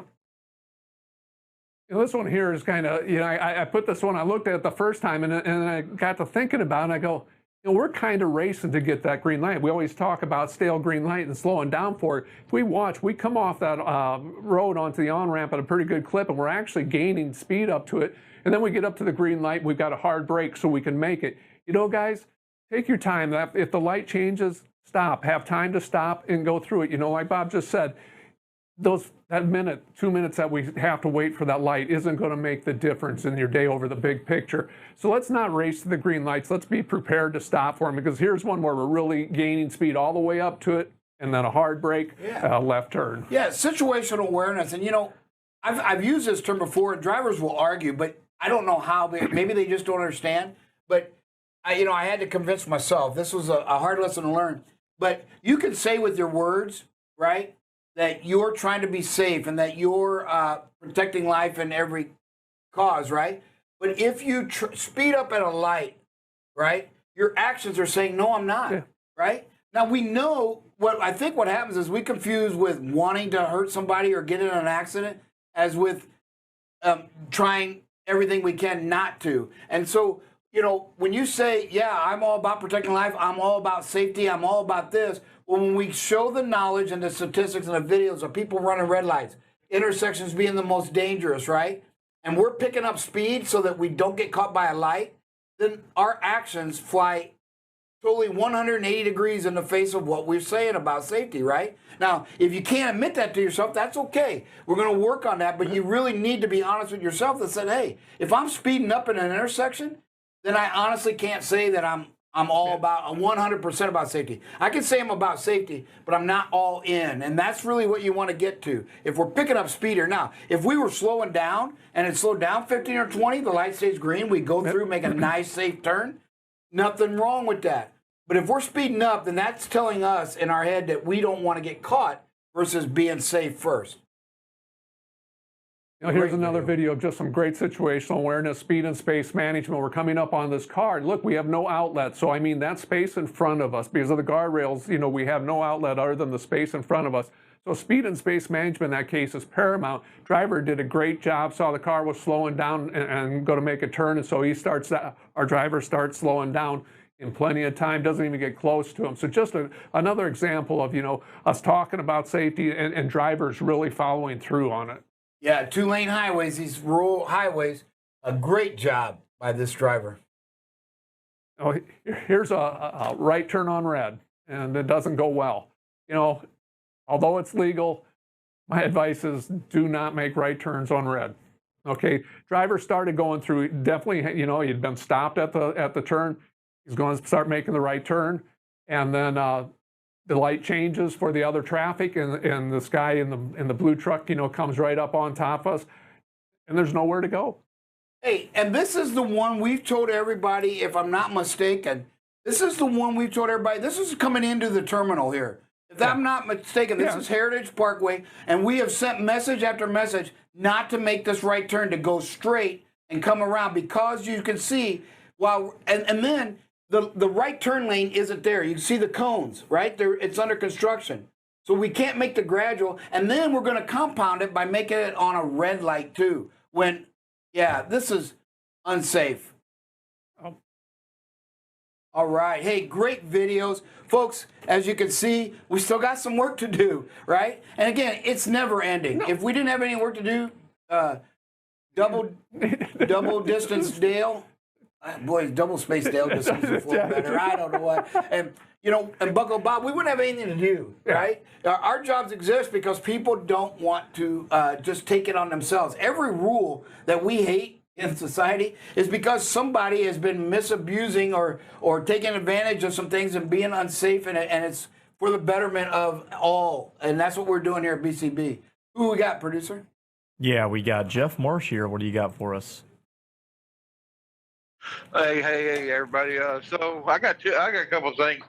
First of all, yesterday I was over at I was leaving Walker. I had to go pick up a drive box, and I was coming down 447 where I talked to Rudy. where that dreaded roundabout is. But I was on 190, and I was fixed to turn on 447. And so their ambulance was coming up. I could hear him, I could see him, and everything. And he was going to turn. He was going to turn left on the 190, same direction I was facing. And there was like four or five cars going south that would not let him turn. He had his lights on, he had his sirens on, everything, and they would not let. They were going right through that light with him wanting to turn left right there. And then right after the last car went through and he went through it, that's when the light turned. That's when the light switched over to our side, everything. But these people are not respecting. And I just wanted to play that onto what they were talking about, that accident and dent. And the second thing is what you was talking about in NASCAR a while ago. Actually, on those road courses, they actually use the left brake gas pedal technique because they have so many turns and everything. That's the only way you can run those courses. Is you got to use your left and you got to use your brake foot, your gas foot simultaneously, because when you come into those curves, you're coming into them deep and everything, and then when you come out of them, then you got to go right back into the gas and everything. And so I've watched some of the TVs in the past broadcasts have shown how they actually use both the brake and the brake and the gas at the same time, so they do that in road courses. And another thing is the one that you were talking about after road courses is the short tracks. So like say Bristol is a good one. Bristol's so short; it's only a quarter of a mile, so it's good on firing up those brake rotors red hot. And they've actually seen them because we've had some night races over Bristol that they've actually put them on TV to where I mean they were glowing. I mean, redder than a red apple. Thank you, Jeffrey. Appreciate that. Who else we got there, producer? Yeah, we got Bill Criddle and then Cool Dude and Donna Kaysen. So what do you got for us, Bill? Mr. Criddle, can you unmute yourself? I'm unmuted. There you are, buddy. Good morning, guys. How y'all? Good morning. Miss Bob, only thing I had to say is, I had never been in a safety-oriented company like this company here, and which I love the company, and I still make mistakes and stuff, and which I'm trying to do better because y'all brought it to me that way. And the second thing is, I went to Armada yesterday and picked the load up, and I was in line. It was a guy there. One of our drivers had hit his truck or something. He was all over me about it. Guys, if you do something like that, please stop, because you make everybody else look bad. And like I told that guy, I said, look, this BCB is not the company that does stuff like this. So, and I mean, I just tried to resolve the trouble there with, let him know that we're not oriented like that. We're reliable for what we do. And it was just a mess. He was cussing me and doing all that, and I was just trying to calm him down, And that's the way to do it. And it was crazy. It was just, it's no need and stuff like that. But I am enjoying my job here. I hadn't been here long, and I'm trying to get with the program. I'm trying to give 100%, but I know I hadn't yet all the way, but I'm trying. You brought it to my mind. Awesome. And I think about it every day. Okay. But guys, I appreciate it, and then another thing, I picked the trailer up over at Armada, and when they dropped the trailer had a nail hole in it, a nail in the tire. So whenever you let your air out, the tire leaked down and it just went flat. So I pumped it back up. Just make sure you do a good post trip on the trailer. So now I'm sitting here and going to have to wait 2.5 hours to get a tire fixed. But yeah, that's okay. But it needs to be fixed. It's up now. I can run it. But if I let my air off, it's going to go back down. Yep. And it will cause trouble for another driver.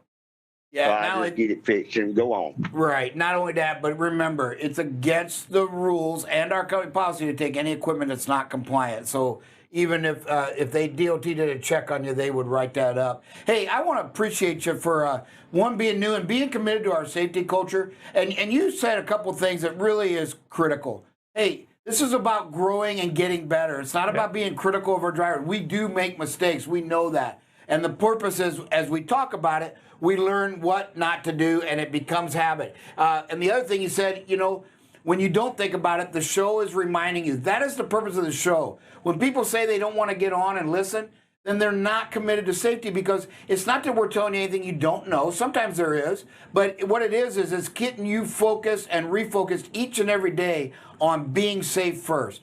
Who we got next? Yeah, we got Cool Dude and then Donna Kaysen. So what do you got for us, Cool Dude? Good morning, Cool Dude.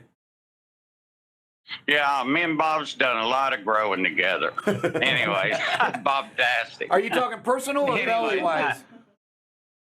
Oh, whichever. It doesn't matter. But anyways, it's all good, Bob. Yes, it is, buddy. I'm just letting drivers know on 79 here in West Virginia, you're going to hit a bunch of really hard rain off and on. Yeah. And some of it's in construction zones and stuff. So you might want to slow down. And I just saw a truck go over about a 200-foot embankment. Oh. Yeah, just because you're heavy don't mean you can run 75 mile an hour in the gut-wrenching pouring rain. Because over here, you may be going uphill or downhill, but the water runs down the hill like a flood. Yep. You know what I mean? And now you're running on 4 inches of water on the road, and he went clear from the hammer lane right through the guardrails and down over an embankment. There's another BCB driver behind me, Richard Grable. He saw it. He can contest to it. I feel sorry for the guy, but like I said, he passed me. I was doing probably 40, 45, right around in there, 50 up and down, but he was, this guy was doing about 70, 75, Yeah, you bring up. Please just slow down. That's all. I mean, it's just not worth it. Yeah, and I love the fact that you're 20 to 25 under the speed limit in that rain, because, you may be heavy and it may help you from losing control, but you also got to remember, once you lose control, it's harder for you to get it back when you're heavy. My mom used to always say, the bigger they are, the harder they fall, right? And it's kind of the same way with that weight in the truck. It's a double-edged sword. Yes, it gives you a little bit more, stability, but once you lose that stability, you have less opportunity to gain rate control. Donna, what you got, Donna? Hey, good morning, everybody. I wanted to talk about that driver that was making that right-hand turn. It's been blasted everywhere on the driver tech. It's been blasted on the safety shows. There's no reason for that driver to do what he did. I've seen a few others do the same thing. Not only ours, but other companies and stuff. When you go down, yeah, you're gonna be waiting because the traffic is just stupid because of all the construction right there in Mansfield. Yep. Take your time, be patient. But that was not a cool move to me at all, regardless. And then I wanted to speak about the emergency equipment. When Jeff Marsh was saying how, nobody would stop or anything, if I'm rolling and I hear or see the emergency vehicle that's coming up behind me, I will, put my four ways on and move over and of course slow down by all means. But also I wanted to also bring up, do not block intersections, do not block driveways, because if that emergency vehicle has to turn into a business and you're blocking the entrance, it's a total loss. I know that if it was my family that, was needing that fire truck or ambulance, do the right thing. Yep. But by all means, do not, block an entrance or an exit, so, and just in case they have to exit off, Good point. slow down and stuff. Yeah, So good points, that's all I Donna. had. Hey, thank you, Donna. Y'all have a blessed day. You too, dear. Great points. Anybody else, producer? All right. Hey, everybody. Great job. We're going to take a quick break and be right back. Welcome back. I have Leonard here from Dispatch, our wonderful DM. We're going to do a rapid fire. So I'm going to ask you a question, and you're just going to answer me really fast. The first thing that comes to mind. Ready? Okay, I'll try. What's your favorite word? Wrestling. What's your hidden talent? My hidden talent? Oh, wow. I don't know. Everybody knows my talent, so I don't know a hidden one. How about gardening? Oh, there you go. That's a good one. What's one of your favorite memories? My favorite memories? Probably playing golf with my son. Nice. What's one thing about you that surprises people? That I'm a wrestler, not bigger. Okay. They say, you're a wrestler? I figured you'd be bigger. And what's something that you say you'll do, but you never will? Say I'll do, but I never will. I don't know. Everything I've said, I've done. Yeah. All right. Well, thank you so much for joining. Good morning. Happy Tuesday. Wanted to remind everyone, if you are coming into the building, we still are needing to wear our mask. So please make sure if you're coming into the driver's lounge that you're wearing your mask. If you do not have one and you know you're coming in, give me a call. I'm at extension 168, or you can call Amber at 193 and we can bring a mask out to you. Today we have one birthday and one anniversary. So the birthday is for Stacy Richardson. Happy birthday. She's one of our brokers here. And then the anniversary is a 1-year anniversary, and it's for our very own producer. Happy anniversary, Dylan. He's in shock. He didn't even realize it. Yes, he has been with us a year now. I know I'm very thankful for him. He's brought a lot of fun to us and brought the show here. So grateful for all you do. Happy anniversary. Everyone, again, please keep wearing your mask, wash your hands, use that antibacterial. Have a good day. Hey, welcome back. I am joined by none other than Hector, the Ranger Danger. How are you doing this morning, buddy? I am doing wonderful. We are at 84 and 25, so always a good day when I can come in and look at Rick in the face and say, we're still alive. We are still alive every day. Good job by our drivers doing Yes, what they do every day. great job by our Excellent, drivers. excellent. Just want to say, I think in the last 3 weeks I've missed 2 shows, and I apologize. A lot of things. I got sick, and then I took over the night dispatch for a little bit. Oh my goodness. Let me just say that our night dispatchers, the one thing that we always discuss is get out and look, get out and look, get out and look. And, sometimes we really need to get a closer look of why what we need to do when we get out and look, how we approach that. So, a couple of questions that I always ask, or that I always think about, and I started thinking about it this weekend. When you're in your vehicle, in your personal vehicle, 9 times out of 10, we get in our vehicles and we just jump in, buckle up, and we back up, and we just get out there and go. Really don't think about much because we're a smaller vehicle. Some of us have backup cameras in our truck, our vehicles.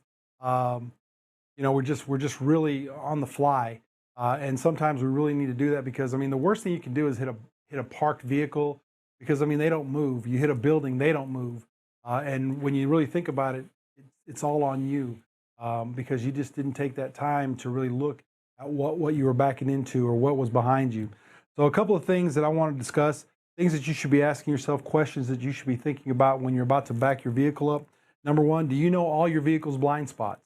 Do you know where you can't see so that when you start backing, You put yourself in a position where those blind spots come into play. So it's super important that you guys think about where your blind spots are on your trucks. Are your mirrors adjusted properly? The other day I was trying to teach a 16-year-old girl to drive, and first thing she did is she got in the vehicle and turned up the radio, and she's like, "Okay, I'm ready to go." No, it's not what you need to do. Number one, yeah, I'm glad you buckled up your seatbelt, but hey, you got to look at your mirrors, because again, your mirrors are super important. And drivers, you guys know that those mirrors are very important. You really can't, control what happens behind you, but you really need to look to see what's going on behind you. So those mirrors are super important that you are cleaning, adjusting them. And of course, on following up that, you got to make sure that your mirrors are clean. You make sure your windshields are clean so that you can see what's going on in front of you. But your mirrors are super important to keep clean. So take a couple minutes out of your time when you're out there fueling at the fuel stop to clean those windows, clean those mirrors, so that you have excellent vision on what you see behind you. Something that Bob, I really never thought about was, you need to roll those windows down, because not only are you looking, but you also want to hear things, because who knows, you might be backing up into something and you hear somebody screaming, "Hey, oh, stop, stop." They're trying to give you a heads up that, you're backing into something. Great. Your environment is super important to what's going on behind you, because again, we go into these giant yards where there's shifter drivers driving around. There's pedestrians everywhere. Guys are jumping, and I've seen this before, because when I was working at UPS, guys are jumping out of those doors to try to, do whatever they're doing out there on the yard. But, it's super important that you look around in your environment. And of course, the last thing, we talk about this all the time: get out and look. Get out and look. We've been doing really well. We had a record of 68 days, I believe. Mm-hmm. And then, we had just a silly backing accident. And now, we really need to concentrate on getting back to those numbers. And I know we can, because we've already accomplished it once, and we can definitely accomplish it again. So just a couple of things that I want you to think about as you continue to get in these areas, especially in these really tight places like we always talk about Louisville. We always talk about MBM Louisville being so tight. There's some places over there in Walker. There's tight places to park everywhere we go. The Atomic Yard is starting to become, a little bit more hazardous. So it's super important that you guys are paying attention to where you're backing up to. And those are just, like I said, questions that you need to be asking yourself and doing those things when you get out and back up. Yeah, and I got to, one of the things that I have a contention with my wife, okay? And, everybody wants to set the mirrors and leave them alone. Mm-hmm. And I think that's a bad thing to get into. Mm-hmm. When I get in and I look where my wife sets her mirrors, when we get ready to go on a trip or she's going to drive on the highway, she has the mirrors looking at the rear of her car. And I don't understand why. Because that creates the blind spot out. When you're on these interstates, I set my mirrors so that in my rear view mirror, I can see that car in the lane next to me on either side coming up. And then they get in my side mirrors when they get close enough, and then they get my peripheral vision. But I have them set so that the same thing happens with the cars 2 lanes away from me. Mm-hmm. Now, when you go to back up, you need to see if you don't have that backup camera, you do need to see the corner of your car, so you're going to have to change them. But, like I told her, I said, "How many times are you backing up a day?" She goes, "Hardly ever." I said, "Then why aren't your mirrors set out to where you're going to use them the most?" And so I'm just curious, because where I got that from was not from my own doing. That was from a truck driver many, many years ago that said, "Hey, the rear of the trailer doesn't mean much to me. I can see that in my mirrors, right? If I've set them right. But I got to see, where's that car coming in?" We see the videos all the time, coming from 2 lanes over, cutting out. We just seen Sir Rick and them showed a truck doing that up ahead, of course, which is great. So I was curious, is that where you set your mirrors? Is that the safe place? I normally set my mirrors where I can see, because again, just like I talked about when you're backing up, you want to eliminate as many blind spots as you possibly can, and by adjusting your mirrors where you can see outward, will definitely assist you in doing that. We know that our biggest problems are blind spots, because that the last couple accidents that we've talked about, our drivers said, "Well, there was a guy there and I didn't see him," or I thought I had a view, but he just ended up being there.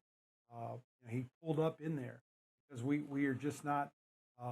And those are just blind spots that we need to try to eliminate as much as we possibly can. And are we going to get rid of the blind spots? No, because they're there.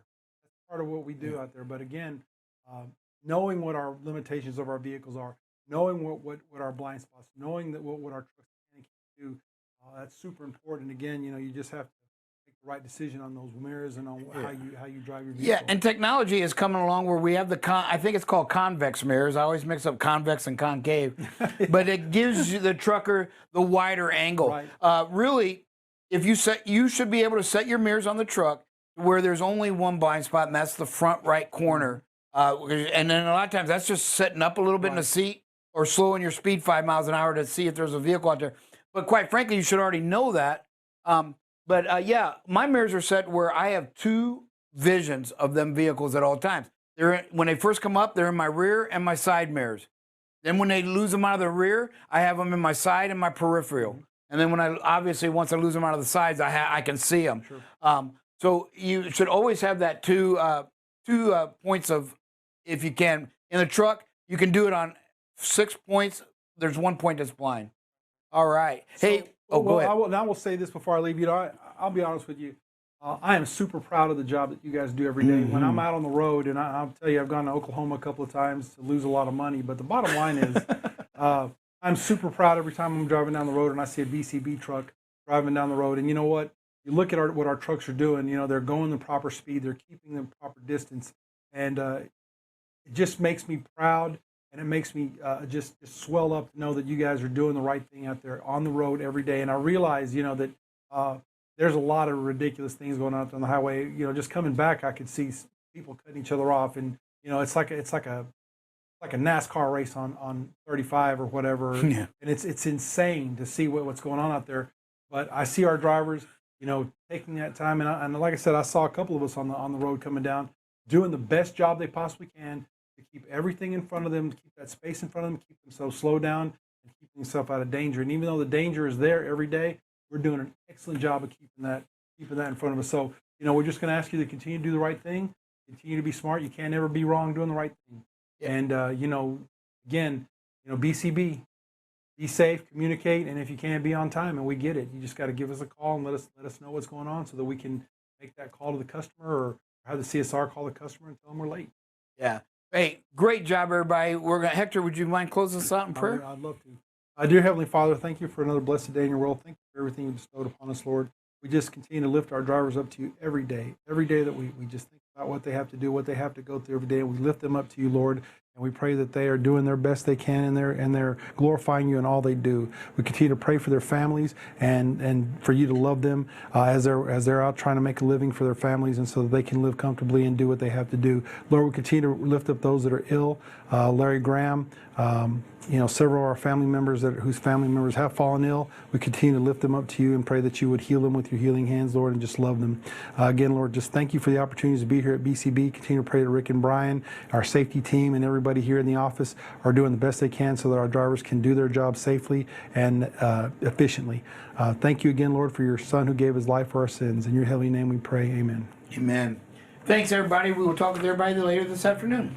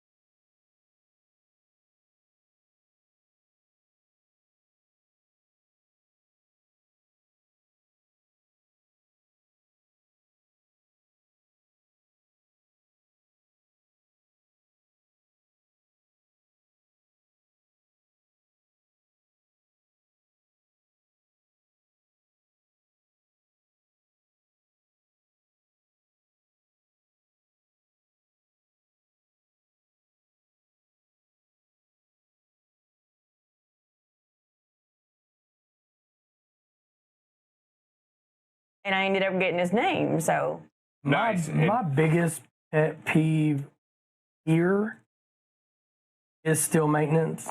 Is drivers not worrying about their tires? Drivers not, reporting trailers. Drivers, if you make a mistake and you blow a tire or you hit something, pick up the phone. Right. Get it fixed. I have never had a problem getting a tire. I've never had a problem getting an oil change. I've never had a problem getting a new refrigerator. I've never had a problem with nothing. You just got to pick up the phone. A closed mouth don't get fed. Get it done. Get it done. But Let me know when you're ready for a number. I mean, and I'm gonna ask. Tires are my worst, dude. I am all about some tires because that goes along with protecting life at all costs. Yeah, I agree with you, but in the same essence, it does take both ways, right? And I think the maintenance team has done a much better job of jumping on problems, assisting drivers, and I think they do a fantastic job of getting out there and communicating back. Like if you say, "Hey, I got a tire," right? I mean, they usually go after it right away. But you got to tell them, right? Exactly. And if you have to drop the trailer and you can't get it, send a 39 I did code. that. Yes. Yeah, just send it in. At least let them know so they can send somebody out there to get it fixed, so you can save the next driver some time. Yeah, that's my biggest. Yeah, I called Ben. Hey, man, I really need to. I don't remember what was going on with that trailer. Brake chamber. I had a brake chamber that froze up on me, and I was 40 miles from dropping the trailer, and I started hearing it backlash through my valves. And I called him. He said, "Yeah, man, just drop it, and I'll send me a 39 code, and I'll get somebody on it before the next driver comes and gets it." See, and that's working. It was that together. easy. It's that easy. And you know what? You didn't do anything wrong. And I mean, I probably, hopefully it gets fixed and somebody else didn't have to worry about it. But, Jeanette's brother works here. Hey, Ricky, good to see you. His very first load, missing mud flaps and a bad tire. Mud flaps, bad tire, and then it kind of box on the back. Box. What was that? That load too? I think, yeah. The first and the second trailer both back to back. It was dangling by the he wires. He spent hours in the shop getting them fixed. Two trailers back to back, very first two loads. Yeah, and I hate that. I hate that for anybody. I hate that for anybody. Not just. And that's just my biggest pet peeve here because it's so easy. Y'all have made it so easy. Dispatchers can pay for it. Maintenance can pay for it. Even though you're not in head of maintenance no more, we can still call you. Yeah, and I think that's a big deal. Communication. That's the second name in our company, right? Besides being safe, it's communicating, and I think it works both ways. And I think this is part of it. Listening to what's going on and trying to affect change, and doing everything that we can to make. We're trying to get new trailers in. We are trying to get new trailers. Trailers are hard to come by. Oh yeah, them Dallas Miller trailers are. Oh my God, I'm telling you. We have some dinosaurs now. No, we do have some dinosaurs, but I'm telling you, it's hard to get even get parts or anything. So anyway, I just wanted to bring y'all in, have a conversation, kind of get everybody to know who you are, what it is you're running. Truck number 7060. Yeah, 7060. If you see their truck out there, bump elbows with one of them that's out there at the fuel aisle, or you can just hear Justin screaming at somebody trying to recruit in the fuel aisle. I got the prettiest truck in the fleet, so you can't miss it. You can't miss it. Great job. My wife wants a new one, Rick, so... No chickens, no new truck. You didn't put chicken lights on them. Yeah. Keep in mind. She is highly disappointed there's no chicken lights on the new truck. You gave us the brush guard and you took We hadn't the seen chickens. a pink one yet either, so no chicken lights. I saw a pink Volvo yesterday. But you did not see our pink Volvo. But you know what? If that's going to be a safer truck, then it is what it is. Hey, thanks, guys. Thanks for what you do. We love you. We appreciate you. Thanks for coming in. Thanks for having us. And y'all are awesome. With that, hey, everybody, I'm going to say a quick prayer and we'll get out of here.